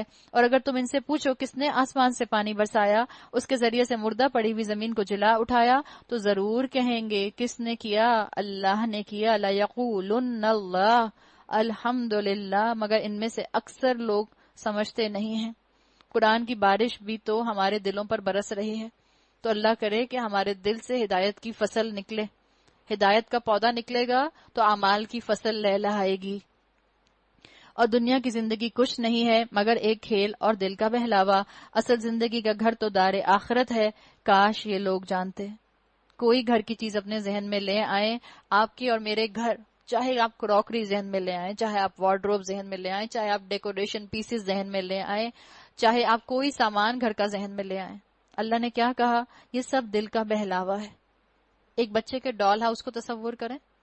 ایک بچہ 4 سال کا ہے، اس کو اپنا ڈال ہاؤس کتنا پسند ہوتا ہے۔ وہی بچہ 24 سال کا ہو گیا، اب کیا وہ ڈال ہاؤس اس کو اپیل کرے گا؟ اب وہ ڈال ہاؤس اس کو اپیل نہیں کرے گا۔ یہ جو آپ کی اور میرے اس دنیا کے گھر ہیں جن میں ہم گم ہو جاتے ہیں، جن کی صفائی ستھرائی میں ہم اللہ کو بھول جاتے ہیں، یہی مجھے اور آپ کو اللہ نے صرف بہلاوے کے لیے دیے ہیں، ایک ڈال ہاؤس کی طرح دیے ہیں۔ اللہ نے مجھے اور آپ کو یہ محدود وقت کے لیے دیے ہیں تاکہ اس محدود وقت میں ہم اللہ کی اطاعت کر کے لامحدود اجر اپنے لیے سمیٹ لیں۔ اس محدود زندگی میں اللہ کی نعمتوں سے فائدہ اٹھا کر اس لامحدود زندگی کی نعمتوں کو اپنے نصیب میں لکھ لیں جو کبھی ختم نہیں ہوں گی۔ تو اللہ نے کہا کہ ان نعمتوں کو استعمال کرو اور ایک ایک لمحہ انویسٹ کر دو۔ جب یہ لوگ کشتی پر سوار ہوتے ہیں تو اپنے دین کو اللہ کے لیے خالص کر کے اسی سے دعا مانگتے ہیں، مخلصین لہ الدین، اور پھر جب وہ انہیں بچا کر خشکی پر لے آتا ہے تو یکا یک یہ شرک کرنے لگتے ہیں تاکہ اللہ کی دی ہوئی نجات پر اس کا کفران نعمت کریں اور حیات دنیا کے مزے لوٹیں۔ اچھا، ان قریب انہیں معلوم ہو جائے گا، کیا یہ دیکھتے نہیں ہیں کہ ہم نے ایک پرامن حرم بنا دیا ہے، حالانکہ ان کے گرد و پیش لوگ اچک لیے جاتے ہیں۔ مشرکین مکہ کو بتایا جا رہا ہے کہ ان کے آس پاس لوگ اغوا ہوتے ہیں یا ان کے آس پاس انارکی ہے، اور مشرکین مکہ کو بتایا جا رہا ہے کہ اللہ تعالیٰ نے اس کو کتنی امن کی جگہ بنایا تھا۔ ابراہیم علیہ السلام نے بھی اس کے لیے دعا کی تھی، بلدن آمنن۔ اللہ تعالیٰ نے اس کو ہر طرح کے پھل دیے، اللہ نے اس کو شہرت دی، لہٰذا اس گھر کے اندر تم شرک نہ کرو، اس کو شرک کا اڈا نہ بناؤ، اس کو توحید کا گڑھ بناؤ۔ افبالباطل یؤمنون وبنعمت اللہ یکفرون، کیا پھر یہ لوگ باطل کو مانتے ہیں اور اللہ کی نعمت کا کفران کرتے ہیں؟ اس شخص سے بڑا ظالم کون ہوگا جو اللہ پر جھوٹ باندھے یا حق کو جھٹلائے جبکہ وہ اس کے سامنے آ چکا ہو؟ کہ ایسے کافروں کا ٹھکانہ جہنم ہی نہیں ہے؟ والذین جاہدوا فینا لنہدینہم سبلنا وان اللہ لمع المحسنین، جو لوگ ہماری خاطر مجاہدہ کریں گے انہیں ہم اپنے راستے دکھائیں گے۔ بتا دیا جو جہاد کرے گا، والذین جاہدوا فینا، جو ہمارے راستے کی طرف سٹرگل کرے گا۔ جہاد کہتے ہیں exerting one self to the utmost, اپنی طرف سے پوری کوشش کر جانا، یہ جہاد ہے۔ تو بتا دیا گیا کہ جو اللہ کے راستے میں آگے بڑھنا چاہے گا یہ تو کرنا پڑے گا، آپ کو اگینسٹ دا فلو جانا پڑے گا۔ یہ حقیقت ہے کہ سب کو فن اچھا لگتا ہے، سب کو خوشیاں اچھی لگتی ہیں، سب کو خواہشات پوری کرنا اچھا لگتا ہے، کسی کو نہیں اچھا لگتا کہ آپس میں کلیشز ہوں، خاندان والوں کے ساتھ جو ہے ہمارے تعلقات خراب ہوں، یہ کام انسان صرف اور صرف ایک وجہ سے کر سکتا ہے، جب وہ اللہ کی خاطر قربانی دیتا ہے تو انسان اس چیز کو پھر اپنے سینے سے لگا لیتا ہے، اللہ کی خاطر جہاد کرتا ہے۔ اللہ نے کہا والذین جاہدوا فینا، جو ہمارے لیے کوششیں کرتے ہیں، جو ہمارے لیے سٹرگلز کرتے ہیں، جو ہمارے لیے قربانیاں دیتے ہیں، لنہدینہم، ہم ضرور بالضرور ہدایت دیں گے ان کو، سبلنا، اپنے راستوں کی۔ اللہ ان کے سامنے اپرچونٹیز ایسی کھولے گا کہ ان کو عمل کرنا آسان لگنے لگ جائے گا۔ اللہ ان کو ایسے لائک مائنڈڈ دوست دے دے گا جو ان کو اس نیکی پر جم جانے کی تلقین کریں گے۔ اللہ ان کو ایسے لوگ دے دے گا جن کے ساتھ رہ کے ان کی سنرجی بنے گی، اور ان کو نظر آئے گا کہ میرے جیسے اور بھی لوگ عمل کرنے والے ہیں تو وہ گھبرائیں گے نہیں، کرنے والے لوگ ہوتے ہیں۔ یہ وہ لوگ ہیں جو جہاد کو پوسٹ پون نہیں کرتے۔ یہ وہ لوگ ہیں جو صرف یہ نہیں کہتے رہتے کہ ہم نے بس گھر میں کلیش نہیں ہونے دینا، چاہے اللہ کی کتنی ہی نافرمانی کیوں نہ ہو جائے۔ یہ لوگ ثابت کرتے ہیں کہ ان کا توکل اللہ کے اوپر ہے۔ یہ لوگ ثابت کرتے ہیں کہ صرف گھر کو امن کا گہوارہ بنانے کا ایک طریقہ ہی نہیں ہے کہ وہ اللہ کی نافرمانی ہو، بلکہ گھر کو امن بنانے کا اصل طریقہ کیا ہے کہ اللہ کے راستے میں جہاد کیا جائے۔ آپ دیکھ لیں، جو لوگ اللہ کے راستے کی طرف نہیں دیکھتے، اس معاشرے میں نہ بچے محفوظ ہوتے ہیں، نہ عورتیں محفوظ ہوتی ہیں، نہ والدین کا احترام ہوتا ہے، نہ شوہر بیوی کے حقوق ادا کرتے ہیں، اور نہ بیویاں شوہروں کے حقوق ادا کرتی ہیں۔ تو اللہ تعالیٰ نے تو اصل چیز جو رکھی ہے وہ اس راستے پر رکھی ہے جو راستہ اللہ کی طرف جاتا ہے۔ سبلنا، ہمارے راستے کی اللہ ہدایت دے دے گا، یعنی اللہ اپنے راستے کی ہدایت دے دیتا ہے۔ وَأَنَّ اللَّهَ لَمَعَ الْمُحْسِنِينَ، اور یقیناً اللہ نیکوکاروں کے ساتھ ہے، اللہ محسنین کے ساتھ ہے۔ محسن جو حق سے بڑھ کر کام کرتے، محسن جو محبت کے اندر کام کرے، محسن جو محبت میں قربانی دینے کے لیے تیار ہو، مصیبت میں قربانی نہ دے۔ اللہ ہمیں ایسے محسنین میں شامل فرمائے۔ سورۃ الروم مکی سورت ہے، روم ملک کا نام ہے۔ آپ کو سورہ روم کے اندر انسانوں کا ذکر ملے گا، اور سورہ روم کے اندر آپ کو من آیاتی ہی کی تکرار ملتی ہے۔ جب آپ اس کی عربی پڑھیں تو من آیاتی ہی، یا اللہ تعالیٰ بار بار اپنی نشانیوں کی طرف بتاتے ہیں، اس کی آیات میں سے، اس کی آیات میں سے، اس کی آیات میں سے بار بار یہ ذکر آئے گا، اور آپ کو اس میں دنیا کی چیزوں کا ذکر بھی ملے گا۔ آخرت کی طرف بھی اس میں اشارے جو ہیں وہ ملتے ہیں۔ الف لام میم، الف لام میم، غلبت الروم فی ادنى الارض وهم من بعد غلبهم سيغلبون۔ الف لام میم، رومی قریب کی سرزمین میں مغلوب ہو گئے ہیں، اور اپنی اس مغلوبیت کے بعد چند سال کے اندر وہ غالب آ جائیں گے۔ یہ مکی دور کی صورتیں ہیں، اور یہ اس وقت کی آیات ہیں جب مسلمان مکہ میں تھے، ان کے اوپر بڑے سخت حالات تھے، اور ایسے دور میں آس پاس کے سپرز میں جو علاقے تھے، جو بیک یارڈز تھے، ان کے اندر دو سپر پاورز تھے، ایک تھے ایرانی اور ایک تھے رومی۔ ایرانی جو تھے وہ آتش پرست تھے، آگ کی پوجا کیا کرتے تھے، اور جو رومی تھے وہ عیسائی تھے، یعنی اہل کتاب تھے۔ تو اللہ تعالیٰ نے، ظاہری بات ہے، مسلمانوں کی جو لائلٹیز تھیں وہ آتش پرستوں کے مقابلے میں کس کے ساتھ تھیں؟ عیسائیوں کے ساتھ تھیں۔ تو اللہ تعالیٰ نے ایرانیوں نے کیا کیا، ایک جنگ ہوئی جس میں ایرانیوں نے رومیوں کو شکست دے دی۔ لیکن اس آیت میں، اس صورت میں، یہاں پر اللہ تعالیٰ نے پریڈکشن دی ہے کہ ایک وقت آئے گا کہ رومی عیسائی الٹیمیٹلی غالب آ جائیں گے، اور مسلمانوں کی ہمدردی بھی ان کے ساتھ تھی۔ تو یہ وقت ایک طرح سے ایسا تھا کہ اس میں مسلمانوں کو بھی ایک پریڈکشن دے دی گئی کہ عنقریب مسلمانوں کے اوپر بھی جو غیر مسلم لوگ ظلم کر رہے ہیں، اس سے مسلمانوں کو بھی بہت جلد ہے ایک کامیابی نصیب ہوگی، اور اس میں بدر کی طرف جو ہے اسکالرز کہتے ہیں کہ ایک اشارہ دیا گیا تھا۔ اللہ نصرت عطا فرماتا ہے جسے چاہتا ہے، وہ زبردست ہے اور رحیم ہے۔ یہ وعدہ اللہ نے کیا ہے، اللہ کبھی اپنے وعدے کی خلاف ورزی نہیں کرتا، مگر اکثر لوگ جانتے نہیں ہیں۔ لوگ دنیا کی زندگی کا بس ظاہری پہلو جانتے ہیں، اور آخرت سے وہ خود ہی غافل ہیں۔ انسان دنیا ہی میں اتنا کھو جاتا ہے، دنیا کے ظاہری حسن میں ہی اتنا کھو جاتا ہے کہ اس کو اس کی فکر ہی نہیں رہتی، یہ لباس اللہ نے کیوں دیا، یہ گھر اللہ نے کیوں دیا، یہ اولاد اللہ نے کیوں دی۔ ظاہری طور پر ہی بس ان کو انجوائے کرتے رہتے ہیں، ظاہری طور پر ان کے ظاہری حسن میں رہ کر ان کا اصل مقصد، ان کا اصل ایسنس بھول جاتے ہیں۔ تو اللہ تعالیٰ نے بتا دیا کہ اگر اللہ نے تمہیں آج کوئی نعمت دی ہے تو اس نعمت کے پیچھے حقیقت کو سمجھو، ظاہری حسن میں مت کھو جاؤ اس کے۔ کیا انہوں نے کبھی اپنے آپ میں غور و فکر نہیں کیا؟ اللہ نے زمین اور آسمانوں کو اور ان ساری چیزوں کو جو ان کے درمیان ہیں برحق اور ایک مدت مقرر ہی کے لیے پیدا کیا ہے۔ وَإِنَّ كَثِيرًا مِّنَ النَّاسِ بِلِقَاءِ رَبِّهِمْ لَكَافِرُونَ، مگر بہت سے لوگ اپنے رب کی ملاقات کے منکر ہیں۔ اور کیا یہ لوگ کبھی زمین میں چلے پھرے نہیں ہیں کہ انہیں ان لوگوں کا انجام نظر آتا جو ان سے پہلے گزر چکے ہیں؟ وہ ان سے زیادہ طاقتور تھے، انہوں نے زمین کو خوب ادھیڑا تھا اور اسے اتنا آباد کیا تھا جتنا انہوں نے نہیں کیا۔ زمین کو ادھیڑے سے مطلب کہ ان کے اندر کنسٹرکشن بہت ہوئی تھی، انہوں نے گھر بہت بنائے تھے، بلڈنگز بہت بنائی تھی، اور جب بلڈنگز بنائی جاتی ہیں، بڑے بڑے گھر بنائے جاتے ہیں، تو اس کے لیے زمین کو کھودا جاتا ہے۔ ایک طرح سے یوں سمجھ لیجئے کہ ان کی ترقی کی طرف اشارہ کیا جا رہا ہے کہ جب انہوں نے بہت کنسٹرکشن کی، بہت پروگریس ہوئی ان کے اندر۔ ان کے پاس ان کے رسول روشن نشانیاں لے کر آئے، پھر اللہ ان پر ظلم کرنے والا نہ تھا مگر خود ہی اپنے اوپر ظلم کر رہے تھے۔ آخرکار جن لوگوں نے برائیاں کی تھیں ان کا انجام بہت برا ہوا، اس لیے کہ انہوں نے اللہ کی آیات کو جھٹلایا تھا اور وہ ان کا مذاق اڑاتے تھے۔ اللہ یبدأ الخلق، اللہ ہی خلق کی ابتدا کرتا ہے، وہی اس کا اعادہ کرے گا، پھر اسی کی طرف تم سب پلٹائے جاؤ گے۔ ان کے ٹھہرائے ہوئے شریکوں میں سے کوئی ان کا سفارشی نہ ہوگا۔ تو بتا دیا گیا کہ قیامت کیسے آئے گی، جب